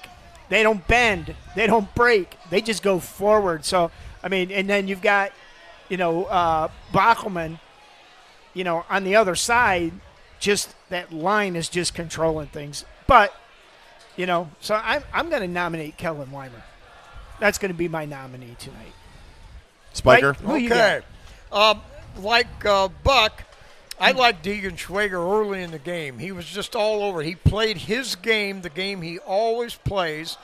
You got to keep an eye on that little, he's a sandburr. He's a sandburr, man. And I would really lean hard toward him. You could give it to Cruz and Walker. I love Max early in the game. You could give it to those guys every game. But I really liked Henry Fitzenreiter, like Buck described him. He was just everywhere. He plays an entirely different game than anybody else out there. He's just a man on a mission.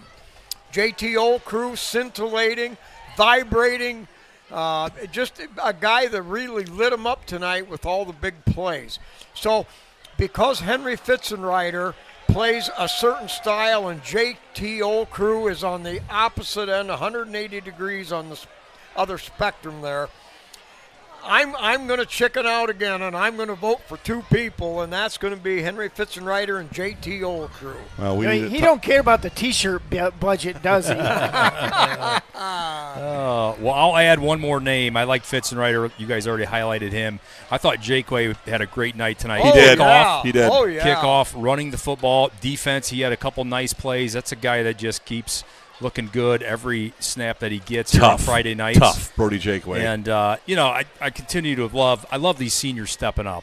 Ty Jackson last week, Ty JT Jackson. Olcrew. These guys have just been putting the time in these programs.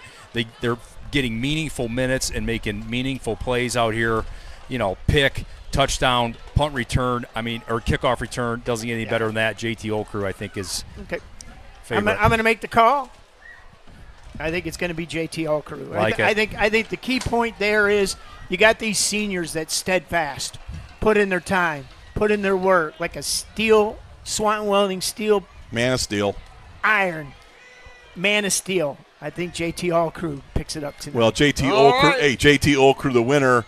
He's outstanding on the field. His old man's outstanding in the massage room. You got elite skills and talents. $350 from you. Elite talents and skills at a Tom Olcrew, great golfer, great massage. Tom's phone's going to be ringing off the hook going this to get week. a lot of business this week, but JT, big win tonight. Good job for JT Olcrew. Yeah. All right, Spike, let's get out of here. We got stuff to do. So, Well, I tell you what, I'd be hard-pressed to ever know that if this could be an all-time Liberty Center Tiger scoring record. The Liberty Center Tigers in every facet of the game, every part of it, every angle, special teams. It was here tonight. Liberty Center puts one on the Bryan Golden Bears, 76-7. Liberty moves to 5-0, and next week, baby, it's time for the big show. So, with this final, we look ahead. Time marches on. The regular season halfway over. It's Liberty Center 76, Bryan 7. With that, everybody, it's good night and good Tiger Sports.